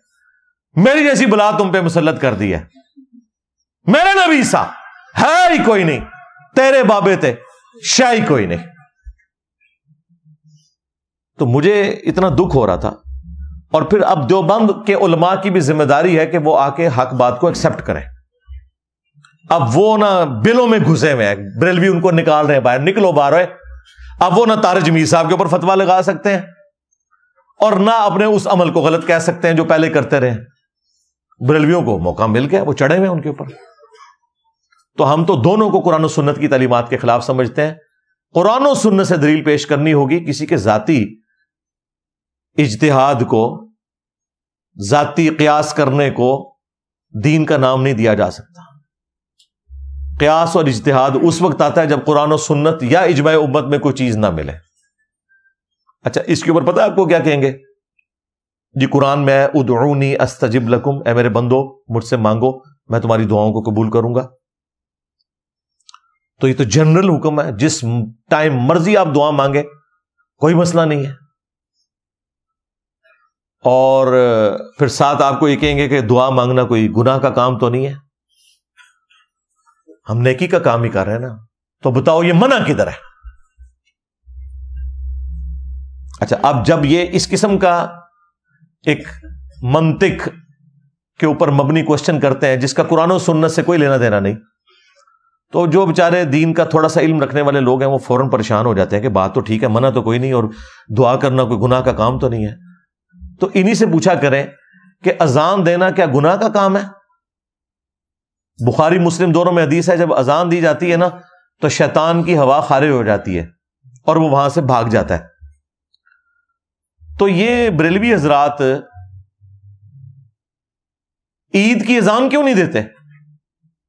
نہ اقامت کہتے ہیں، ڈائریکٹ نماز پڑھتے ہیں۔ وہ کہیں گے وہ اس لیے نہیں کرتے کہ نبی صلی اللہ علیہ وآلہ وسلم نے عید کی اذان نہیں دی۔ انہیں کہ یہ تو آپ کا کرائٹیریا نہیں ہے، آپ تو کہتے ہیں کہ اذان نیکی کا کام ہے۔ آپ یہ بتائیں کہ نبی علیہ السلام نے اذان دینے سے منع کدھر کیا ہے؟ دا ٹائم قیامت تک جائے دیکھا کیسا چک وڈیا میں انہوں کہیں گے نہیں اس طرح دی تو کوئی گل نہیں ہے۔ ہاں آئے نا داڑھ تلے،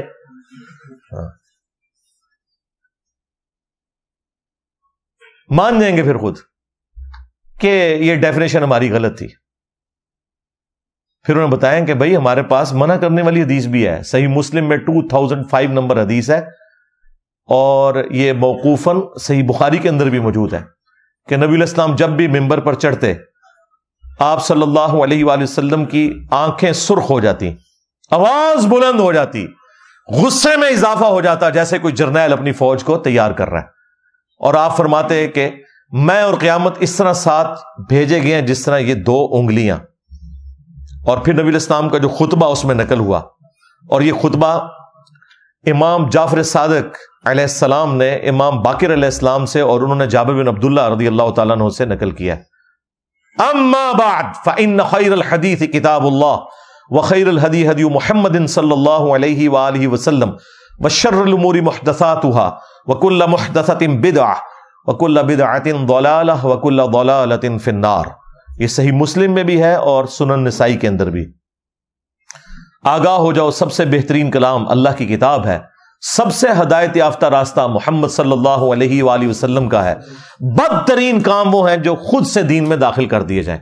اس طرح کے تمام کام بدعتیں ہیں، تمام بدعتیں گمراہیاں ہیں، اور تمام گمراہیاں جہنم میں لے جانے والی ہیں۔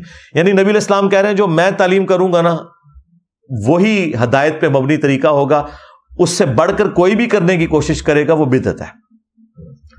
آپ فجر کے 3 فرض پڑھیں گے، آپ کا ایک بھی نہیں ہوگا۔ آپ بے شک یہ کہتے رہے کہ 2 دے پڑھے نہیں کہ میں اپنے کولو چلو ایک فالتو ہو گیا، ایک بھی نہیں ہوئے گا، کیونکہ نبی علیہ السلام کے طریقے کے اوپر نہیں ہے۔ خیر یہ الگ سے ایک ٹاپک ہے، اس میں پھر اور کافی ساری چیزیں جڑی ہیں، اس کے لیے آپ میری تفصیلی ویڈیو دیکھ لیں، اچھی بدعت اور بری بدعت، اور اسلام میں جو اچھا طریقہ جاری کرنا ہے وہ تو جائز ہے، اچھی بدعت نہیں۔ طریقے سے مراد ہے جو دین کو سپورٹیو ہو، جس طرح امام بخاری امام مسلم نے کتابی شکل میں احادیث لکھی ہیں، لیکن حدیث وہی ہے جو نبی علیہ السلام کی تھی۔ ہم نے اور ویلیو ایڈیشن کی ہے، ہم نے کیمرے میں ویڈیوز ریکارڈ کروا دی ہیں، لیکن بات وہی ہے جو قرآن و سنت میں لکھی ہوئی ہے۔ یہ اسلام میں اچھے طریقے ہیں، ان کے بارے میں الگ سے صحیح مسلم حدیث ہے، جو اس طرح کا کام کرے گا اسے ثواب ملے گا، اور جتنے لوگ اس پہ عمل کریں گے ان تمام کا ثواب اس کو ملے گا، اور ان کے بھی ثواب میں کمی نہیں ہوگی۔ اور جس نے برا طریقہ جاری کیا اس میں الفاظ ہے سنتن حسنتن اور سنتن سیئتن، اچھی سنت اور بری سنت، یعنی سنت سے مراد طریقہ، اچھی بدعت بری بدعت نہیں ہے، بدعت تو ساری کی ساری فراڈ ہے، بالکل واضح حدیث ہے بخاری اور مسلم دونوں کے اندر۔ نبی صلی اللہ علیہ وآلہ وسلم نے فرمایا من احدث فی امرنا ھذا فہو رد، جس نے ہمارے دین میں کوئی چیز داخل کر دی وہ مردود ہے۔ آپ ہوائی جہاز میں جائیں حج کرنے کے لیے، آپ اونٹ پہ جائیں، یہ دین میں کوئی چیز داخل نہیں ہو رہی، کیونکہ وہاں جا کے آپ نے وہی ایکٹیویٹی پرفارم کرنی ہے جو نبی الاسلام نے کی، 7 چکر کاٹنے ہیں، صفا مروہ کی صحیح ہے، وہ ساری چیزیں احرام۔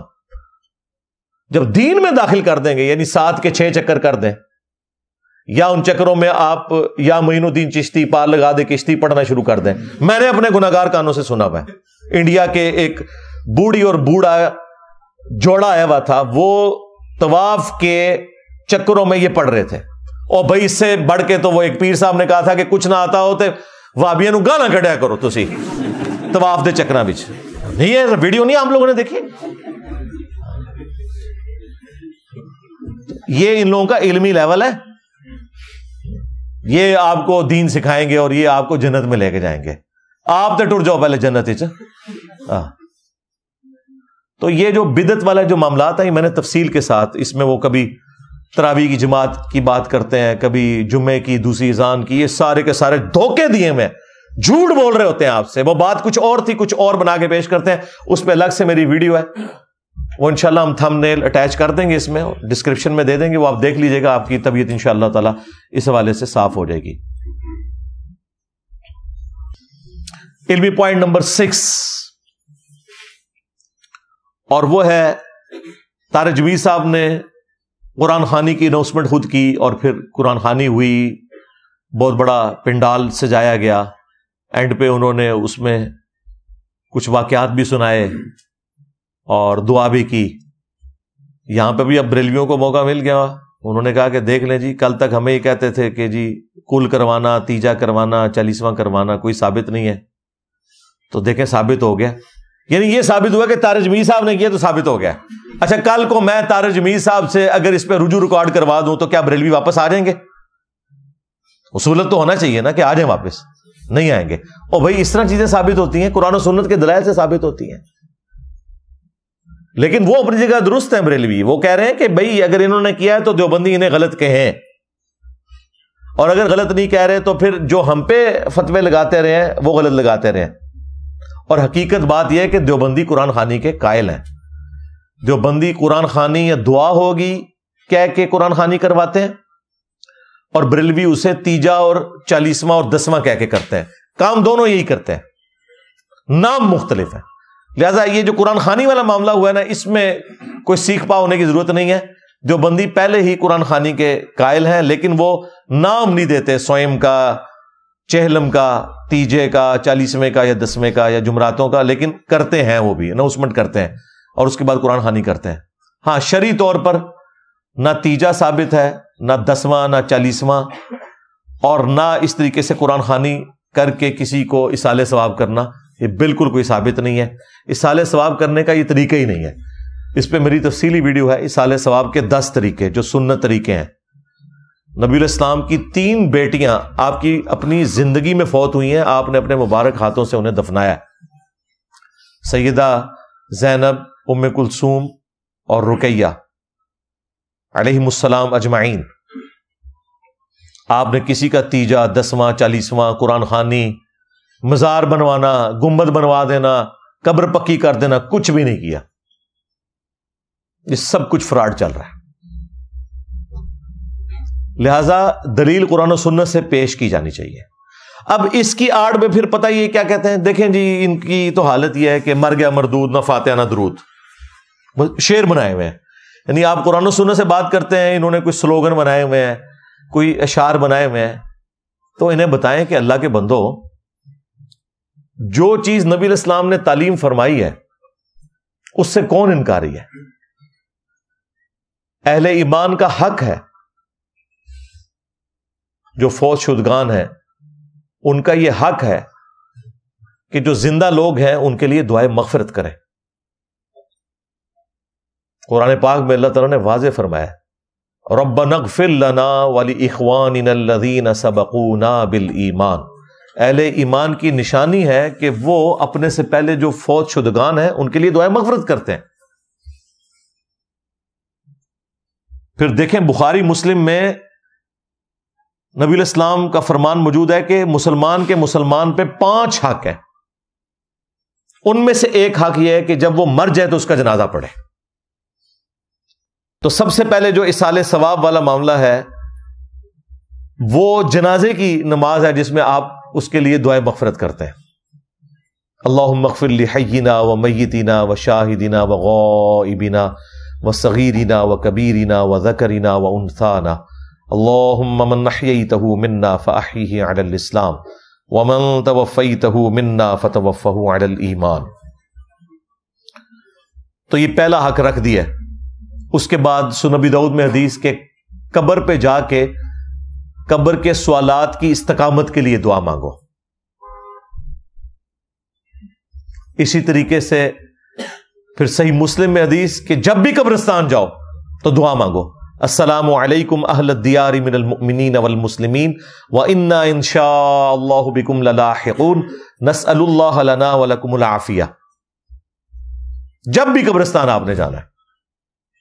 اور اگر قبرستان نہیں بھی گئے عام حالات میں بھی آپ نے اپنے نماز کے تشہد کے اندر بھی دعا مانگنی ہے ربنا آتنا فی الدنیا حسنہ وفی الآخرۃ حسنۃ وقنا عذاب النار رب اجعلنی مقیم الصلاۃ ومن ذریتی ربنا وتقبل دعاء ربنا اغفر لی ولوالدی وللمؤمنین یوم یقوم الحساب. جتنی بھی دعائیں آپ پڑھ سکتے ہیں تشہد کے اندر. بخاری مسلم میں حدیث ہے جب تم تشہد پڑھ چکو دروشی پڑھ چکو تو جو چاہو اپنے رب سے مانگو. جتنی بھی سنت دعائیں ہیں قرآن میں اور احادیث میں وہ آپ پڑھ سکتے ہیں. تو یہ تو روزانہ پڑھنی چاہیے. خواہ کسی کے ماں باپ زندہ ہیں یا فوت ہو چکے ہیں انہوں نے دعا مانگنی ہی مانگنی ہے ان کے لیے. تو دعا سے کوئی شخص اپنے آپ کو بے نیاز نہیں کر سکتا. سنن ابن ماجہ میں حدیث ہے کہ ایک شخص کا مرنے کے بعد جنت میں درجہ بلند کیا جاتا ہے تو وہ کہتا ہے یا اللہ یہ تو میرا عمل ہی نہیں تھا. تو اللہ تعالیٰ فرماتا ہے کہ تیرے بیٹے نے دنیا میں تیرے لیے استغفار کی اس کی وجہ سے میں نے تیرا یہ مرتبہ بلند کر دیا. یہ صحیح حدیث ہے بالکل. تو مرنے کے بعد بھی نفع پہنچتا ہے. صحیح بخاری میں موجود ہے, سنن نسائی کے اندر اور کئی حدیث کی کتابوں میں. سعد ابن عبادہ جو خزرج کے سردار تھے وہ نبی الاسلام کے پاس حاضر ہوئے, یا رسول اللہ میں سفر پہ تھا, پیچھے سے میری والدہ فوت ہو گئی, میں چاہتا ہوں کہ ان کی طرف سے کوئی ایسا نیکی کا کام کروں کہ انہیں ان کے مرنے کے بعد بھی ثواب پہنچے. تو میں چاہتا ہوں ان کی طرف سے کنواں کھدوا دوں. تو وہ ام سعد کا کنواں یعنی سعد کی ماں کا کنواں, وہ کنواں مشہور ہو گیا. نبی الاسلام سے انہوں نے پوچھا یا رسول اللہ اگر میں یہ کروں تو کیا میری والدہ کو اس کا ثواب ملے گا؟ آپ نے فرمایا ہاں ملے گا. تو صدقہ اور خیرات کر سکتے ہیں, دعا کر سکتے ہیں. اصالہ ثواب کے 10 طریقے آپ میری ویڈیو دیکھیں. تو یہ بالکل ایک جھوٹا الزام ہے کہ جو قرآن و سنت کے ماننے والے لوگ ہیں وہ فوت شدگان کے لیے دعا کے قائل نہیں ہیں. ہم اس طریقے پہ قائل ہیں جو اللہ کے محبوب صلی اللہ علیہ وآلہ وسلم نے تعلیم فرمایا ہے, نہ کہ آپ کے بزرگ بابوں کی تعلیمات پہ. علمی پوائنٹ نمبر 7, اور وہ ہے انہوں نے جو میت کی کل خوانی کہہ لیں یا قرآن خوانی کہہ لیں, اس کے اوپر 2 خواب سنائے. ایک انہوں نے عاصم کا اپنا خواب سنایا جو اس نے وفات سے 1 دن پہلے دیکھا تھا. نبی الاسلام کی زیارت کی, چلیں کوئی وہ بات سمجھ آنے والی تھی. لیکن جو دوسرا خواب انہوں نے سنایا نا کہ جی ایک پشاور کے مولانا صاحب ہیں اور وہ میرے بیٹے کو جانتے نہیں ہیں, انہوں نے مجھے فون پہ بتایا ہے کہ عاصم جو ہے نبی الاسلام کے پاس پہنچ گیا ہے اور اللہ تعالیٰ سے بھی ملاقات ہو گئی. اور اب دیکھیں وہ جو مولانا صاحب ہیں ان کے بارے میں وہ ذکر کر رہے ہیں, تو ذکر کرتے ہوئے کہتے ہیں کہ جی وہ مولانا صاحب وہ ہیں جو روزانہ 1,00,000 دفعہ درود شریف پڑھتے ہیں. اب جیسے یہ بات انہوں نے کی ہے تو وہ تو خود بخود ہمیں ڈاؤٹ میں ڈالنے والی بات ہے کہ وہ راوی جو ہے جو بیان کرنے والا ہے وہ تو اب ثقہ اور صدوق نہیں رہا جو یہ دعویٰ کر رہا ہے کہ میں 1,00,000 دفعہ روزانہ درود شریف پڑھتا ہوں. کتنی حیران کن بات ہے. یہ جو خواب میں نبی الاسلام کی زیارت ہے اس کو میں نے آخری پوائنٹ رکھا ہوا تھا, یہ کریٹیکل ایشو ہے, وہ بعد میں ڈسکس کروں گا. یہ میں علمی پوائنٹ نمبر 7 ڈسکس کر رہا ہوں. کیا 1,00,000 دفعہ درود شریف روزانہ پڑھنا ممکن ہے؟ جی ممکن ہے, اگر آپ دیوبندی اور بریلوی ہیں. جی جب فضائل اعمال میں لکھا ہے کہ بعض بزرگ ایسے تھے جو روزانہ 3 قرآن, بعض 5 اور بعض 8 قرآن بھی روزانہ پڑھتے تھے. جی 8 قرآن اگر روزانہ پڑھے جائیں تو آلموسٹ 6,500 آیات ہیں قرآن کی.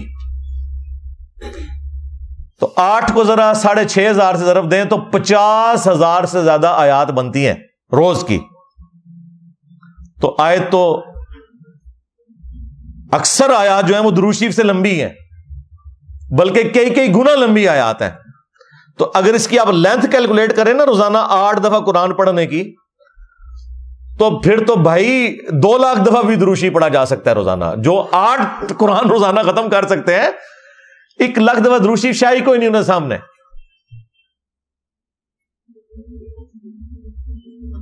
حالانکہ سمپل سی کیلکولیشن ہے میرے بھائیوں, 24 گھنٹے میں 86,400 سیکنڈ ہوتے ہیں. یہ بچپن سے ہمیں ایک رٹا لگوایا گیا اپنی سائنس کی کتاب میں, وہ آپ کیلکولیٹ بھی کر سکتے ہیں. 1 گھنٹے کے اندر 60 منٹ ہے, ہر منٹ کے اندر 60 سیکنڈ ہے, 60 ضرب 60 کریں 3600 آ جائے گا, اور ٹوٹل گھنٹے ہیں 24, اس کو 24 سے ملٹیپلائی کریں 86,400 سیکنڈز بنتے ہیں 24 گھنٹے میں. اگر کوئی شخص 1 سیکنڈ میں 1 دفعہ بھی درود شریف پڑھے اور 24 گھنٹے پڑھتا رہے, تب بھی وہ 1,00,000 کا عدد کراس نہیں کر سکتا. کوئی 1 دفعہ کر ہی سکتا ہے, کوئی اعتکاف کر کے بیٹھ جائے. ہاں روزانہ کی بات تو پھر بعد کی ہے, 1 دفعہ چلے وہ بیٹھ بھی گیا ہے. چھوٹے سے چھوٹا بھی کوئی درود پڑے گا تو صلی اللہ علیہ وآلہ وسلم ہے نا, اس کو پڑھنے کے لیے بھی آپ کو 2 سے 3 سیکنڈ چاہیے. ادروائز آپ تو وہ توڑ کے پڑھ رہے ہوں گے نا. ظاہر ہے آپ نے اگر الفاظ پورے ادا نہیں کیے وہ درود شریف نہیں ہے, آپ تو خود لعنت کما رہے ہوں گے اگر آپ نے الفاظ ہی توڑ دیے صلی اللہ علیہ وآلہ وسلم. یا چلے کوئی آل کے بغیر پڑھتا ہے, کوئی ناسبی ٹائپ قسم کا کوئی درود شریف پڑھنے والا ہے صلی اللہ علیہ وسلم, یہ بھی کوئی پڑھتا ہے, تو تب بھی 1.5-2 سیکنڈ تو چاہیے.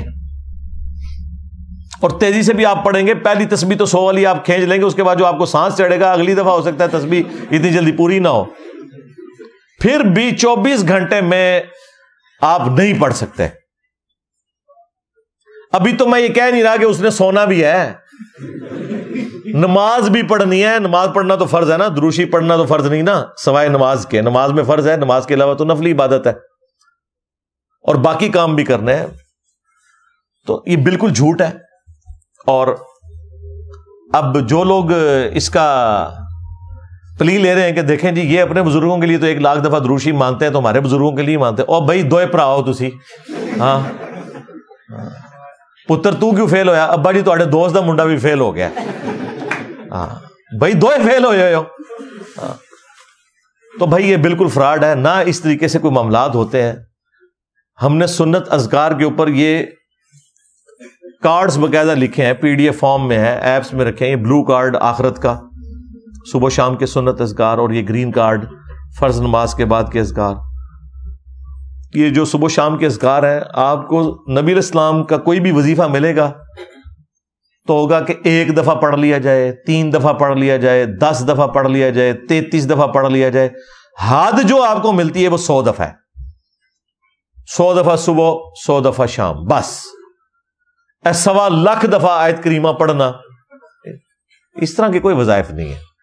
نہ روزانہ اتنا 1,00,000 دفعہ درود شریف پڑھنا. بھائی درود شریف آپ پڑھ سکتے ہیں, وہ حدیث ٹھیک ہے جامع ترمذی میں کہ قیامت کے دن میرے سب سے زیادہ نزدیک وہ ہوگا جس نے دنیا میں سب سے زیادہ مجھ پہ درود پڑھا ہوگا. اللہم صلی علی محمد وعلی آل محمد. وہ اپنی جگہ ہے, میں یہ نہیں کہہ رہا کہ 100 سے زیادہ دفعہ پڑھا نہیں جا سکتا, پڑھ سکتے ہیں آپ, پڑھنا چاہیے. لیکن یہ کہنا کہ 1,00,000 دفعہ روزانہ, تو بھائی اس دن سے ڈریں کہ گوروں کو اردو آ جائے یا آپ کو انگریزی آ جائے, یا آپ کا مذاق ہی اڑایا جائے گا. اور باقی جو لوگ اپنے بزرگوں کی وجہ سے ان کا مذاق اڑا رہے ہیں, انہیں بھی شرم کرنی چاہیے. تمہارے بزرگوں نے بھی اس قسم کے جھوٹ اپنے بارے میں مشہور کیے ہیں. کوئی کہتا ہے جی 40 سال تک عشاء کے وضو سے فجر کی نماز پڑھی. اندازہ کرو کس سنت کے اوپر عمل کیا. بدعت کو انہوں نے نیکی کا نام دیا ہوا ہے. تو یہ اس طریقے سے کہنا کہ جی 1,00,000 دفعہ دروشی پڑھ لیا, تو یہ تو اس کے بعد وہ جو بھی خواب بیان کر رہا ہے تو اس کی کریڈیبلٹی آپ خود ہی سمجھ سکتے ہیں. اب ہونا تو چاہیے حکومتی لیول کے اوپر ان لوگوں کو بٹھایا جائے, انہیں کہے کہ ہاں بہ ہیں تھے 24 گھنٹے ہستے ذرا, ہاں تے پڑھ اونچی بات ہی ذرا درود شریف میں بھی سنا ذرا 1,00,000 کس طرح پورا ہوتا ہے. اب آپ یہ باتیں کریں کہتے ہیں جی کرامت ہے. اچھا جی کرامت ہے, جی بریلویوں کی ہو تو بدعت ہے, تہاڈی ہوتے کرامت ہے. ہاں یہ کون سی کرامت ہے بھائی؟ ہاں اگر کرامت یہ ہے نا کہ آپ 3 دفعہ سورہ اخلاص پڑھیں اور 1 قرآن کا ثواب, تو ٹھیک ہے, سمجھ آتی ہے کہ آپ کے بزرگ 8 قرآن پڑھ لیتے تھے جو فضائل مال میں لکھا ہوا ہے. 8 3 24 دفعہ سورہ اخلاص, لیکن وہ یہ نہیں لکھا, وہ آپ کو بھی پتا ہے. تو خیر یہ تو آپ دعوت اسلامی والوں کے پاس جائیں تو ان کے پاس تو ایک درود جو ہے وہ 10 لاکھ کے برابر ثواب والا موجود ہے. ادھر تو پیکج ہی بڑے فٹ قسم کے ہیں. ہاں جس طرح یہ تو صحیح پیکج ہے نا جو بخاری مسلم میں ہے کہ جو 1 دفعہ سورہ اخلاص پڑھتا ہے 3/4 قرآن کے برابر ہے. تو دعوت اسلامی والوں نے تو باقاعدہ وہ درود شریف کے کارڈ ہم خود بھی پڑھتے تھے, جناب اتنے لاکھ دفعہ درود پڑھنے کا ثواب 1 دفعہ پڑھ لو. تو میرے خیال ہے طارق جمیل صاحب کو اس مولانا صاحب سے پوچھنا چاہیے کہ 1,00,000 دفعہ گنتی کر کے پڑھتے ہو یا کوئی ایسا درود پڑھتے ہو جس کا ثواب 1,00,000 کے برابر ہے. ہاں یہ بھی ہو سکتا ہے. ہاں جے بچانا جے نا انہوں تے یہی کہو, ہاں ورنہ کوڑ مار رہے جے سارے. آخری علمی پوائنٹ نمبر 8, اور وہ اسی کے ساتھ جو جڑا ہوا کہ نبی الاسلام کی خواب میں زیارت ایک سینسٹیو ٹاپک ہے, لیکن اس ٹاپک کی کریڈیبلٹی اب یہ رہ گئی ہے کہ اگر بریلوی دیکھیں تو دیوبندی کہتے ہیں یہ جھوٹ بول رہے ہیں, انہوں نے نبی الاسلام کو نہیں دیکھا. اور اگر دیوبندی دیکھ لیں تو بریلوی کہتے ہیں کہ یہ جھوٹ بول رہے ہیں. اہل حدیث تو ویسے ہی نہیں ہونا, وہ یہی کہیں گے نا, کہتے ہیں جی انہوں نے کتوں زیارت ہونی ہے, یہ تو منکر نے. اس سے زیادہ پھر اب اس کی کیا اہمیت رہے گی کہ جب آپ ایک دوسرے کے نہیں مان رہے. آپ دیکھ رہے ہیں وہ باپا جانی کی بھی ویڈیو باقاعدہ ایک بندہ سامنے کھڑا ہوتا ہے, جی باپا جانی مجھے نبی الاسلام کی طرف سے آپ کے لیے ایک پیغام ملا ہے, جی الیاس قادری کو میرا سلام کہنا اور انہیں کہنا کہ دین کا کام اسی طریقے سے کرتے رہو. توبہ توبہ, اے دین کا کام پہ کرتا جے بندہ. بابا جی کی گھوڑی یہ جڑے تانوں اس قسم کے تعویذات پہ دسدا ہے, دین دا کام ہو رہا جے. اندازہ کرو, اللہ سے ڈرو یار. دین کا اس سے تعلق ہے, ٹھیک ہے, جو جہاں کی سٹوریاں سنانا اور اس کو آپ نے دین بنا دیا. نبی علیہ السلام کہیں گے کہ اے کام جاری رکھ تو. توبہ توبہ توبہ, اندازہ کرے. تو یہ خواب سارے بیان کرتے ہیں. یہاں پہ بھی یہ جو طارق جمیل صاحب کو اگر کسی نے بتایا بھی تھا بھائی خواب اس لیے نہیں آپ نے لوگوں کو بیان کرنے ہیں, اگر سپوز ٹھیک بھی ہو تب بھی یہ اس شخص کے لیے بشارت ہے. اس کو پبلکلی نہ ذکر کریں, کیونکہ اگر آپ ذکر کریں گے تو اس کا مطلب یہ ہے کہ پھر دوسروں کو بھی آپ موقع دیں گے کہ جب وہ ذکر کریں تو پھر آپ بھی مانیں گے. اور بیک وقت اگر دونوں کے خواب ایک دوسرے کے مخالف پارٹیوں کے صحیح نکل آتے ہیں تو اس کا تو بڑا خطرناک مطلب نکل رہا ہے کہ آپ دونوں ہی جھوٹ بول رہے ہیں, کیونکہ دونوں ٹھیک نہیں ہو سکتے. دونوں ٹھیک تو آپ ایک دوسرے کو مانتے ہی نہیں ہیں. ہاں آپ دونوں کے خراب ہونے کے اوپر باقی فرقوں کا اتفاق ہوگا, تو یہ آپ گھڑ رہے ہیں یا پھر یہ ایک سمجھ لیں پیورلی ایک میڈیکل ایشو ہے نبی علیہ السلام کی زیارت کے حوالے سے جو اکثر لوگوں کے ساتھ ہوتا ہے. خواب میں آج بھی نبی علیہ السلام کی زیارت ممکن ہے, لیکن اس کی چند شرائط ہے ان کے ساتھ. ہم اہل حدیث والا موقف نہیں رکھتے کہ بھی صرف صحابہ کر سکتے تھے, نہیں. صحابہ کے بعد بھی کئی لوگوں نے زیارت کی ہے، احادیث کی کتابوں میں نقل ہوئی ہے، لیکن وہ شرائط کے ساتھ ہوگا۔ بخاری اور مسلم دونوں میں حدیث ہے، اللہ کے محبوب صلی اللہ علیہ وآلہ وسلم نے فرمایا کہ خواب جو ہے یہ نبوت کا 46واں حصہ ہے، یعنی غیبی خبروں کا 46واں حصہ ہے خواب۔ انبیاء کے کیس میں تو وحی الہی ہوتے ہیں، ان میں شیطان کی کوئی دخل نہیں ہے، لیکن غیر انبیاء کا خواب بھی نبوت کا یعنی غیبی خبر کا حصہ ہے۔ لیکن وہ ساتھ ہی بخاری مسلم میں آیا کہ خواب کی پھر 3 اقسام ہیں، اللہ کی طرف سے، شیطان کی طرف سے اور نفس کی طرف سے۔ جو آپ زیادہ سوچتے ہیں وہی آپ کو خواب میں نظر آ جاتا ہے۔ جب آپ روزانہ بیٹھ کے یہ وظیفہ کر رہے ہیں کہ اس وظیفے سے مجھے نبی علیہ السلام کی زیارت ہونی چاہیے، اور اتنا آپ اس کو سوچتے ہیں تو کچھ نہ کچھ تو خواب میں نظر آ جائے گا۔ اور شیطانی خواب کے بارے میں نبی علیہ السلام نے فرمایا کہ 3 دفعہ تھوک لو بائیں طرف، یعنی پریکٹیکلی نہیں، بس ایسے کر لیں 3 دفعہ، اور اس برے خواب کا ذکر کسی سے نہ کرو۔ بخاری مسلم دونوں میں حدیث ہے، نبی علیہ السلام نے فرمایا کہ میری وفات کے بعد اب نبوت کی خبروں میں سے صرف خواب، مبشرات باقی ہیں۔ پوچھا کہ مبشرات کیا ہیں؟ تو فرمایا خواب جو اللہ تعالیٰ اپنے بندوں کو دکھائے گا۔ لیکن ظاہر ہے کہ جب تک وہ اسٹیبلش نہیں ہوتا آپ کنفرم تو نہیں بتا سکتے۔ خواب میں اگر آپ کو مستقبل کی کوئی خبر دی گئی ہے تو اس کا یہ قطعاً مطلب نہیں کہ یہ پریکٹیکلی ہو بھی جائے گی، جب تک ہو نہ جائے۔ ہو جائے تو پھر آپ کہہ سکتے ہیں ہاں جو خواب میں نے دیکھا تھا وہ بالکل درست تھا۔ تو غیبی خبر خواب کی شکل میں آج بھی جاری ہے، اور اسپیسیفکلی نبی علیہ السلام کے حوالے سے بخاری مسلم میں موجود ہے۔ اللہ کے محبوب صلی اللہ علیہ وآلہ وسلم نے فرمایا جس شخص نے مجھے خواب میں دیکھا میری شکل میں تو اس نے مجھی کو دیکھا، میری شکل میں شیطان نہیں آ سکتا۔ اچھا، اس حدیث کے ساتھ ہی امام بخاری امام مسلم نے راوی حدیث محمد ابن سیرین تابعی المتوفا 110 ہجری ان کا قول نقل کیا ہے کہ جب رسول اللہ کو ان کی اپنی شکل میں کوئی دیکھے تو، ہاں جی، یہ انجینئر صاحب نے نہیں گن پوائنٹ پہ داخل کروایا امام بخاری امام مسلم سے، اگر نبی علیہ السلام کی اپنی شکل میں کوئی دیکھے تو، اب نبی علیہ السلام کی جو شکل مبارک ہے وہ تو احادیث میں رپورٹ ہوئی ہوئی ہے۔ ہمیں کئی لوگ ملے ہیں وہ کہتے ہیں ہم نے نبی علیہ السلام کو کلین شیو دیکھا ہے، وہ بیچارے ڈرتے ہوئے، پھر ہم نے بتایا کہ یار کوئی پریشانی والی بات نہیں، تم نے نبی علیہ السلام کو نہیں دیکھا۔ وہ کہتے ہیں یہ حدیث، او بھائی اس حدیث کا یہ مطلب نہیں ہے، یہ ہے کہ اگر کوئی شخص رسول اللہ صلی اللہ علیہ وآلہ وسلم کو ان کی اپنی اس شکل میں دیکھے جو شکل مبارک آپ کی احادیث میں رپورٹ ہوئی ہے۔ مجھے ایک بزرگ ملے آج سے تقریباً 15 سال پہلے، 2008 کی بات ہے، ان دنوں میں ایک دوست کے گھر میں درس دیتا تھا، ہفتے میں ایک دفعہ اپنے گھر میں دیتا تھا، تو وہاں ایک تبلیغی جماعت کے بزرگ ملے، انہوں نے کہا کہ جی میں نے تو اپنی جوانی کی عمر میں خواب میں نبی علیہ السلام کی زیارت کی اور آپ نے فرمایا کہ تبلیغی جماعت جو ہے نا اس کو جوائن کر لو، تو میں نے اس دن پھر تبلیغی جماعت جوائن کر لی۔ انہوں نے اپنی پوری زندگی خواب کی نظر کی ہے، قرآن و حدیث نہیں پڑھا۔ اب ان کی قسمت خراب کہ مرنے سے پہلے میرے ساتھ ملاقات ہو گئی، کاش تجھے نہ ملا ہوتا، ہو گیا۔ میں نے کہا جی آپ نے کیا دیکھا؟ کہتا ہے جی سفید پگڑی، سفید داڑھی اور سفید لباس۔ میں نے کہا بھی آپ نے نبی علیہ السلام کو نہیں دیکھا، یا تو شیطان کو دیکھا یا کوئی اور آپ کا تخیل ہے۔ کہتا جی استغفر اللہ، وہ تو حدیث ہے۔ اور میں نے کہا حدیث کے ساتھ لکھا ہوا ہے ابن سیرین کا قول کہ یہ نبی علیہ السلام یہ کہہ رہے تھے جس نے مجھے میری شکل میں دیکھا، تو میں نے کہا نبی علیہ السلام کی تو شکل مبارک یہ نہیں ہے۔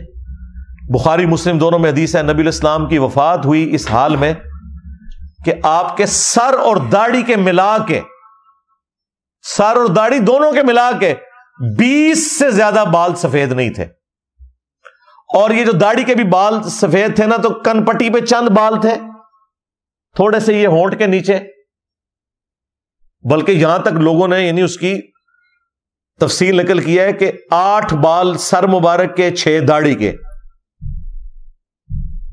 اتنے تھے تقریباً۔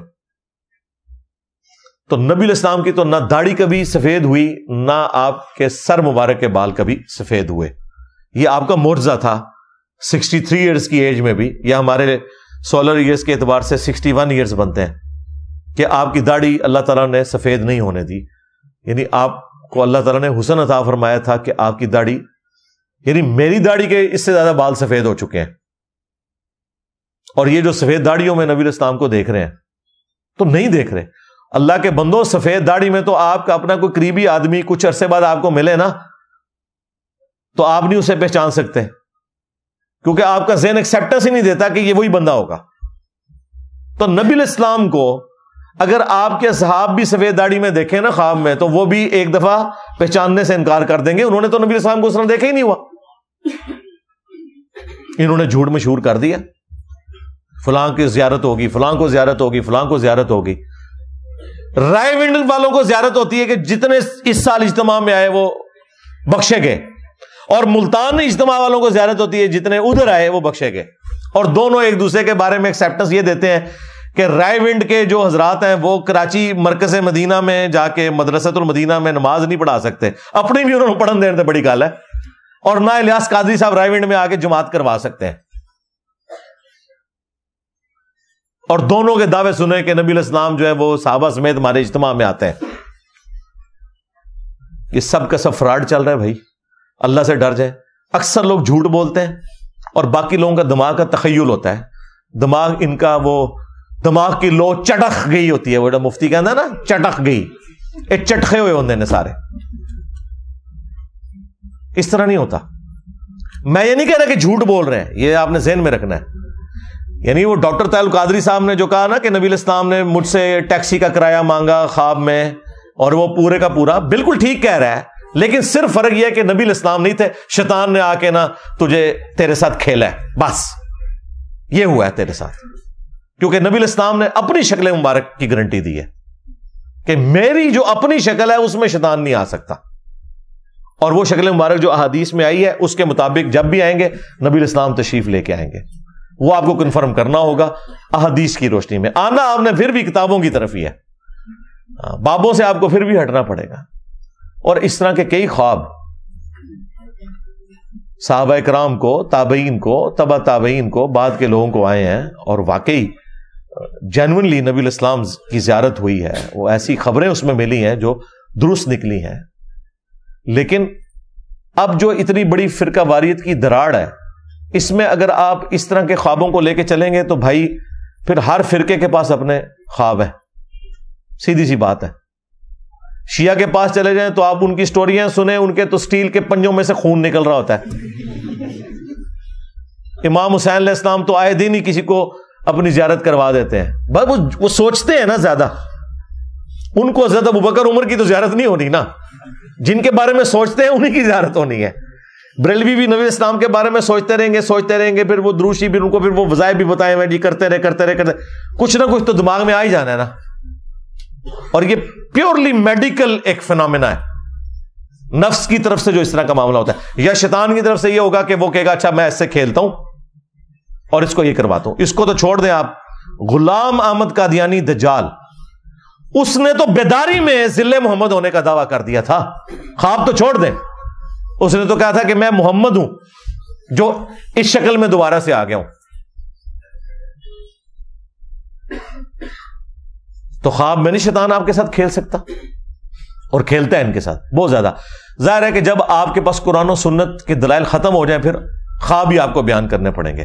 ایک بریلوی عالم ہے ظہور احمد فیضی صاحب حافظہ اللہ تعالی، ہمارے اچھے دوست ہیں. وہ میرے پاس آئے تو میں نے ان سے ذکر کیا. میں نے کہا یار یہ آپ کے جو بریلوی خواب کہتے ہیں فراڈ ہے، سارا جھوٹ ہے، اس طرح خواب آتے ہیں. اب ظاہر ہے کہ وہ سب کے سامنے تو اس طرح بات نہیں کرتے، لیکن ظاہر ہے پھر انہوں نے ایک بڑی علمی بات کی. وہ کہنے لگے انجینئر صاحب دیکھیں، جب نبی علیہ السلام کے قریبی زمانہ تھا نا تو لوگ حدیثیں گھڑتے تھے.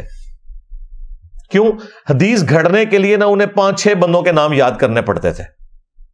مطلب ایک تابعی نے اگر کوئی حدیث گھڑنی ہے تو ایک صحابی کا نام مینشن کر کے نبی علیہ السلام تک پہنچا دے گا، تبع تابعی 2 بندے ڈال لے گا، اس سے بعد میں آنے والا 3 بندے ڈال لے گا. اب 1400 سال بعد کم از کم 20-25 بندے بیچ میں داخل کرنے پڑیں گے، تب جا کے کوئی روایت گھڑی جائے گی. تو انہوں نے کہا ٹھیک ہے شارٹ کٹ مارتے ہیں، سندے چھوڑو ڈائریکٹ کو کہ خواب میں مجھے حضور کی زیارت ہوئی. تاکہ کام بھی ختم ہو جائے. وہ کہتے ہیں اس وجہ سے آپ دیکھیں گے آج کل لوگوں کو زیادہ خواب آتے ہیں. اس کی وجہ ہے کہ پہلے لوگ حدیثیں گھڑتے تھے, اب اتنی لمبی سند کون کاٹ کے بیان کرے, ویسے ہی ریجیکٹ ہو جائے گی. حدیث کی کتابیں بھی فریز ہوئے آلموسٹ سمجھ لیں 1000 سال سے زیادہ ہو چکے ہیں. بعد کی جتنی کتابیں وہ تو سیکنڈری بکس ہیں نا. مشکات سیکنڈری بک ہے, 700 سال پہلے لکھی گئی. اس میں ان کی اپنی تو کوئی حدیث نہیں ہے. انہوں نے بخاری سے, مسلم سے, ابو داؤد سے, ترمذی سے, وہی پہلے 300 سال میں جو حدیث کی کتابیں جمع ہو گئی, کیونکہ ادھر سے سند پہنچائی جا سکتی تھی. اب کون سند پہنچائے؟ تو اب وہ کہتے ہیں یہ خواب گھڑتے ہیں تاکہ سند والا مسئلہ ہی ختم ہو جائے. ڈائریکٹ زیارت ہوئی ہے جی منو, اور آگے بیان کر دے. لیکن ساتھ ہی ساتھ یہ یاد رکھیں, میں قطعاً اس ایکسٹریم پہ نہیں ہوں کہ نبی الاسلام کی زیارت نہیں ہو سکتی. بالکل ہو سکتی ہے. ہمارے کئی اسٹوڈنٹس کو ہماری اس دعوت حق سے متعلق نبی الاسلام کی زیارت ہوئی ہے. کئی لوگ ایسے ہیں جو میرے مخالفین تھے, انہیں نبی الاسلام کی زیارت ہوئی اور ہماری اس دعوت کے ساتھ اٹیچ ہوئے. لیکن میں نے کبھی بھی کسی کو مینشن کر کے اس طرح کے واقعات نہیں سنائے. یہ میں جنرل صرف اس لیے ذکر کر رہا ہوں تاکہ آپ کو بتاؤں کہ کیا اگر ان خوابوں کی ایک لسٹ میں دیوبندیوں کی تبلیغی جماعت کی ٹرم میں کارگزاری کے نام سے شائع کر دوں, یا بریلویوں کی جماعت کی ٹرم میں دعوت اسلامی کی مدنی بہاریں اس نام سے جاری کر دوں, تو کیا بریلوی دیوبندی ہمارے اس پلیٹ فارم کے ساتھ اٹیچ ہو جائیں گے؟ وہ کہیں گے بھائی یہ کوئی دلیل نہیں, قرآن و سنت سے دلیل پیش کرو, تم جھوٹ بول رہے ہو, اور تجھے بھی جھوٹ بول رہے ہو. پھر تو جو چیز آپ دوسرے کی ماننے کے لیے تیار نہیں ہے اپنی کو پیش کرتے ہیں. ہم تو قائل ہیں بھائی. صحیح مسلم کے اندر مقدمے میں امام مسلم لے کے آئے ہیں, 2 تابعین تھے, انہوں نے ملاقات کی آپس میں, اور ان میں سے ایک شخص نے جو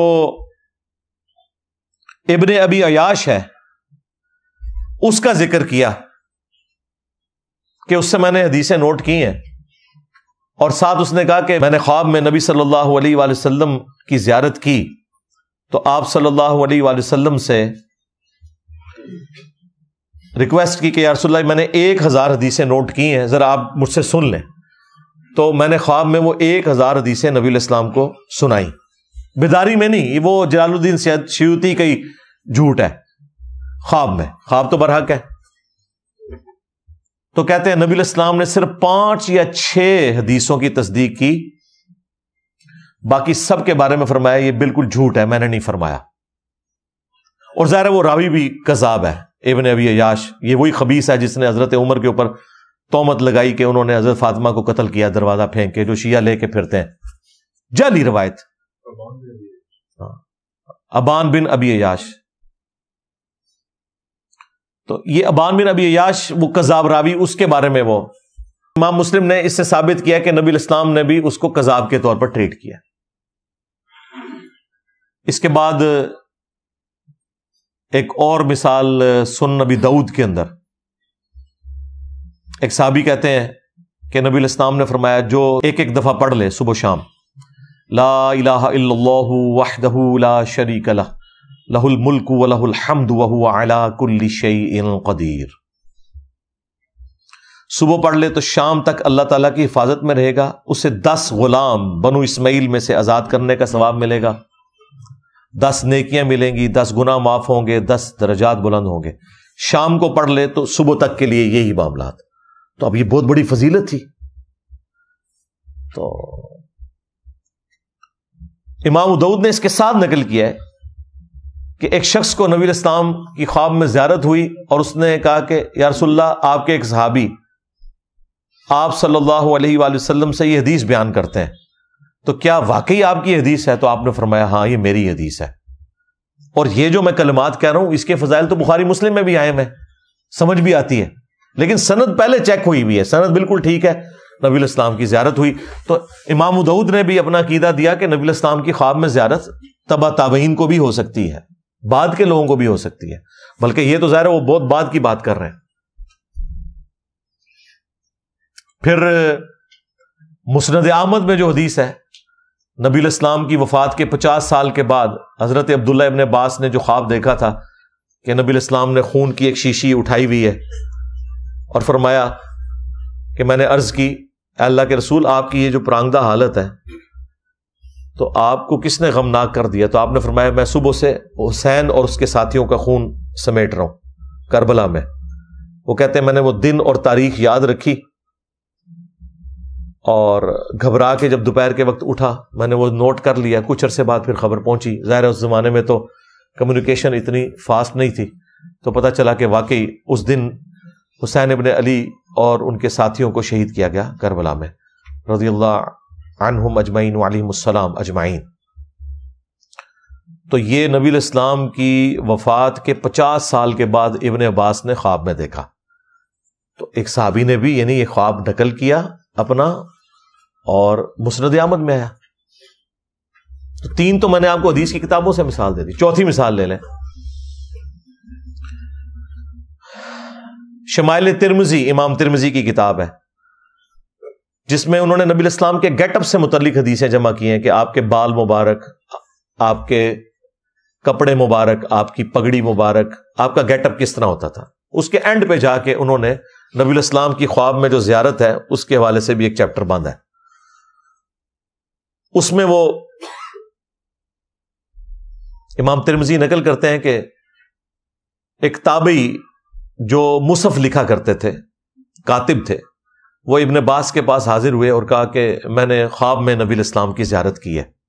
تو ابن عباس نے کہا کہ مجھ سے خواب بیان کرو، کیونکہ میں نے نبی الاسلام سے سنا ہے جس نے خواب میں میری زیارت کی اس نے مجھے کو دیکھا، میری شکل میں شیطان نہیں آ سکتا۔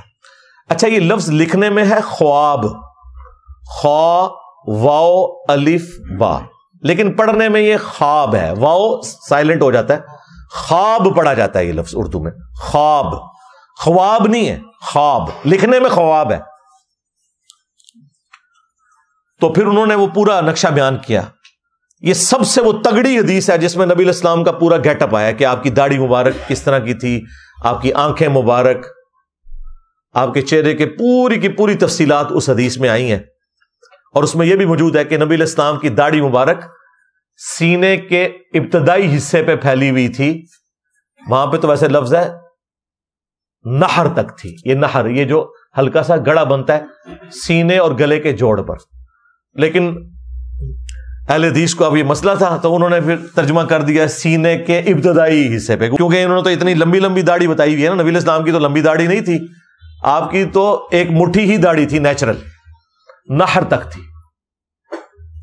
تو یہ ترجمہ جو آپ کو کر کے بتاتے ہیں سینے تک پھیلا، وہ سینہ تو عربی میں صدر کو کہتے ہیں، نہر کے الفاظ ہیں۔ اسی لیے یہ حدیث جب دارالسلام والوں نے پرنٹ کی ہے نا تو ان کے جو اہل حدیث کے بڑے عالم ہیں عبدالستار حماد صاحب شیخ الحدیث، ان کو خیال آیا کہ میں ترجمہ نہ ہی بدلوں، تو انہوں نے نا درمیان کا ایک ترجمہ کر دیا، سینے کے ابتدائی حصے پہ پھیلی ہوئی تھی۔ اے دیکھ لو، سینے کے ابتدائی حصے پہ پھیلی ہوئی تھی، حالانکہ لفظ نہر تک تھی۔ تو وہ تاکہ اپنی عوام کے شر سے بچ سکیں کہ وہ پوچھے بھی ہم تو سینہ بتاتے تھے، تو کہیں گے میں سینہ لکھے ہے نا، اور ہمارے جیسے کسی پڑھے لکھے بندے سے رابطہ پڑھ دے تو وہ کہیں گے دیکھیں میں نے سینہ نہیں لکھا، سینے کا ابتدائی حصہ لکھا ہے، یعنی نہر۔ وہ اللہ کے بندو، نہر خود عربی کا لفظ ہے، فصل لربک وانحر، اونٹ کو بھی نہر کیا جاتا ہے گردن اور سینے کے جوڑ سے، آپ یہ لکھو کہ گردن اور سینے کے جوڑ تک تھی، لیکن نہیں، میں نہیں کاٹتا داڑھی، میری نیچرلی اتنی ہے، میری بھی نہر تک ہے الحمدللہ۔ تو اس میں بھی نبی الاسلام کی زیارت ایک تابعی کو ہوئی اور ابن عباس نے تصدیق کی۔ یہ 4 مثالیں میں نے آپ کو دے دی ہیں حق 4 یار کی نسبت سے۔ چلیں 5 تن پاک کی نسبت سے ایک اور لے لیں، یہ تو ان کو ہضم بھی نہیں ہونی۔ سنن دارقطنی جو حدیث کی کتاب ہے، امام دارقطنی المتوفا 382 ہجری 4 صدی ہجری میں اہل سنت کے بڑے ائمہ میں سے ہیں۔ ان کی کتاب ہے سنن دارقطنی، اس کا PDF بھی اویلیبل ہے، بریلویوں نے خود ترجمہ کر کے پرنٹ کر دیا، اسے بڑی نیکی کا کام کیا ہے۔ اس میں جب نماز کے طریقے سے متعلق احادیث آئی ہیں نا تو اس میں امام دارقطنی نے اپنے استاد کا خواب نقل کیا ہے، تو سند کی ضرورت نہیں ہے، انہوں نے ڈائریکٹ اپنے استاد سے سنا ہے، اور سنا کس نے ہے؟ بریلوی، دیوبندی، اہل حدیث تینوں کے مشترکہ امام دارقطنی۔ وہ کہتے ہیں کہ میرے استاد کہتے ہیں کہ پہلے میں بھی کوفیوں کے مذہب پر تھا اور رفع الیدین سے نماز نہیں پڑھتا تھا، تو ایک رات مجھے خواب میں نبی صلی اللہ علیہ وآلہ وسلم کی زیارت ہوئی. میری بڑی خواہش تھی کہ میں حضور کو نماز پڑھتے ہوئے دیکھوں. تو کہتے ہیں میں نے خواب میں نبی صلی اللہ علیہ وآلہ وسلم کو نماز پڑھتے ہوئے دیکھا. آپ رکوع میں جاتے وقت اور رکوع سے اٹھتے وقت رفع الیدین کر رہے تھے, تو میں نے رفع الیدین شروع کر دیا. یہ خواب حدیث کی کتاب میں لکھا ہوا ہے, اور سند اتنی مضبوط کہ امام دارقطنی خود کتاب لکھ رہے ہیں اور کہہ رہے ہیں میرا استاد مجھے جب رفع الیدین کی حدیثیں لکھواتا تھا تو کہتا تھا ساتھ یہ بھی لکھ کہ میں بھی رفع الیدین شروع کیتا سی. جس طرح تسی انجینئر صاحب دی ویڈیوز ویکھ کے کیتا ہے نا, انہوں نے نبی علیہ السلام دی ویڈیو خواب وچ ویکھی. اچھا, یہ جو خواب کرتے ہیں, خوابوں کی دنیا انہوں نے کھڑی کی ہے. مجھے بتائیں, یہ بریلویوں نے جب سنن دارقطنی چھاپی ہے, یہ نبی علیہ السلام کا خواب کسی اہل حدیث نے نہیں دیکھا, کسی دیوبندی نے نہیں دیکھا, کسی شیعہ نے نہیں دیکھا, امام دارقطنی کے استاد نے دیکھا ہے. کیا ان کے استاد کا خواب یہ پڑھ کے کیا بریلوی رفع الیدین شروع کر دیں گے؟ تو کہیں گے نہیں یہ تو کوئی دلیل نہیں ہے, آپ جو ہے نا وہ حدیث سے بتائیں. حدیث تو بخاری مسلم کی کتنی حدیث ہیں آپ کو بتائیے. وہ تو 70B مسئلہ دیکھیں جو آپ کا فراڈ تھا سارا, کہ یہ وفات تک ثابت کریں, خلفائے راشدین سے ثابت کریں, اور پتہ نہیں کیا کچھ. میں نے سب کچھ 8 علمی پوائنٹس ریکارڈ کروا دیے, ایک ایک چیز کا جواب دیا ہے. تم لوگوں نے تو بخاری مسلم کی حدیثیں نہیں مانی. چلے خوابوں میں چلنے والے ہو تو ہم تو اب خواب بھی دکھا رہے ہیں. اور کیا چاہتے ہو؟ تمہارے بابوں کے خواب جن کو شاید نماز بھی نہ صحیح طریقے سے آتی ہو, اس کے اوپر تم نے اپنا پورا فرقے کھڑے کیے میں, اور ہم آپ کو امام دارقطنی کے استاد ایک محدث کا اوریجنل خواب بتا رہے ہیں حدیث کی کتاب سے, کہ انہوں نے نبی علیہ السلام کو خواب میں رفع الیدین سے نماز پڑھتے ہوئے دیکھا ہے. تو تم رفع الیدین شروع کیوں نہیں کرتے؟ ٹائم قیامت تک جی جواب دینا نہیں اس گل دا. یہ بھی نہیں کہہ سکتے کہ وہ جھوٹا خواب ہے, حدیث کی کتاب میں سند پہ بحث ہی نہیں ہے. وہ ڈائریکٹ استاد اپنے شاگرد کو لکھوا رہا ہے. استاد بھی امام ہے حدیث کا, شاگرد کی تو کتاب ہے اپنی. دیکھا کیسی بند گلی میں چلے گئے. پی گیا جے تھوڑے بزرگوں پی گیا جے, پی گیا جے تھوڑے پیواں پیراں نوں سر نکلو باہر. اسی پھر بھی نوکری ادا کردے پے, اسی پھر بھی نوکری ادا کردے پے. مرزے دے خلاف تھوڑے پیو نے کرنی جانے, نکلو باہر. سٹیج پر بیٹھنے والے ہاتھ کھڑا کر کے بتائیں, مجھے بتائیں یہ کام ٹھیک ہے کہ نہیں؟ تماشا کرتے ہو, پھر کہتے ہیں مسلک کا کام نہیں ہوتا. مسلک والوں کو تم خود رگڑتے ہو, اور جڑا تواڈے پیواں نوں پے گیا ہن تسی چوپ بیٹھے ہو, اور نکلو باہر. دیکھا کیسا پیا انہاں نوں میں. کتنے جاؤ گے؟ اینڈ پہ ان کے پاس یہی چارہ ہوگا کہ یہ پھر چیخو پکار کریں گے. تو یہ ساری کی ساری گفتگو کرنے کا مقصد یہ تھا کہ یہ ایک اچھا موقع تھا کہ میں اس امت کی اصلاح کرتا, کہ اس امت کو انہوں نے اللہ اور اس کے رسول عز و جل و صلی اللہ علیہ وآلہ وسلم کی محبت کے نام پر اپنے بزرگوں کے قدموں میں ڈالا ہے. اور ہمارا کام یہ ہے کہ ایک ایک بندے کو جھنجھوڑیں گے اور اسے بتائیں گے کہ مرنے سے پہلے اے مسلمان کر لے اس پہ غور. کتابوں کا خدا اور ہے, بابوں کا خدا اور, کتابوں کا پیمبر اور ہے, بابوں کا پیمبر اور, کتابوں کا دین اور ہے, بابوں کا دین اور. اگرچہ یہ سارے بابے مسلمان تھے, اللہ رسول کے ماننے والے تھے, دین اسلام کے ماننے والے تھے, تعلیمات انہوں نے آپ کو کتابوں والی نہیں بتائی, بابوں والی بتائی ہیں.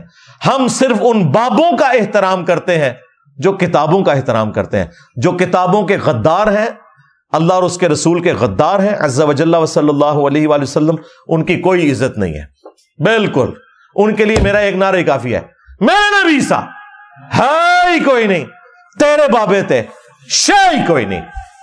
صلو علی محمد وآل محمد, اللہم صلی علی محمد وعلی آل محمد واصحاب محمد وازواج محمد وامت محمد اجمعین الی یوم الدین, آمین. اللہم انی اسألک بانک انت اللہ لا الہ الا انت الاحد الصمد الذی لم یلد ولم یولد ولم یکن له کفوا احد وإلہکم الہ واحد لا الہ الا هو الرحمن الرحیم. الف لام میم. اللہ لا الہ الا هو الحی القیوم. اللہم صلی علی محمد وعلی آل محمد. ربنا آتنا فی الدنیا حسنہ وفی الآخرة حسنة وقنا عذاب النار. اللهم احسن عاقبتنا في الامور كلها واجرنا من خزي الدنيا وعذاب الاخرة. ربنا آتنا من لدنك رحمة وهيئ لنا من امرنا رشدا. اللهم اغفر لحينا وميتنا وشاهدنا وغائبنا وصغيرنا وكبيرنا وذكرنا وأنثانا. اللهم من أحييته منا فأحيه على الإسلام ومن توفيته منا فتوفه على الإيمان. اے اللہ، جن جن بھلائیوں کا سوال تیرے محبوب صلی اللہ علیہ وآلہ وسلم نے تجھ سے کیا، ہمارے حق میں، ہمارے ماں باپ کے حق میں، ہمارے بیوی بچوں کے حق میں، پوری امت کے حق میں قبول و منظور فرما۔ جن جن چیزوں کے شر سے تیرے محبوب صلی اللہ علیہ وآلہ وسلم نے تیری پناہ طلب کی، تمام مسلمانوں کو ان چیزوں کے شر سے اپنی پناہ عطا فرما۔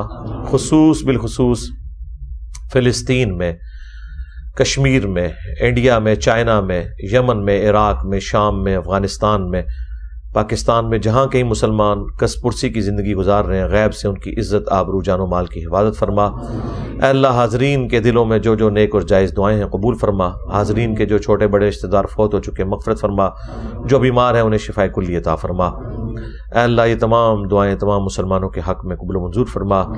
ہمارے ملک پاکستان کی خیر فرما، پاکستان کو اندرونی اور بیرونی خطرات سے محفوظ فرما، پورے عالم اسلام کی خیر فرما۔ سبحان ربک رب العزت عما یصفون وسلام علی المرسلین والحمد للہ رب العالمین، وصلی اللہ علی النبی الکریم وعلی آلہ واصحابہ اجمعین الی یوم الدین، آمین۔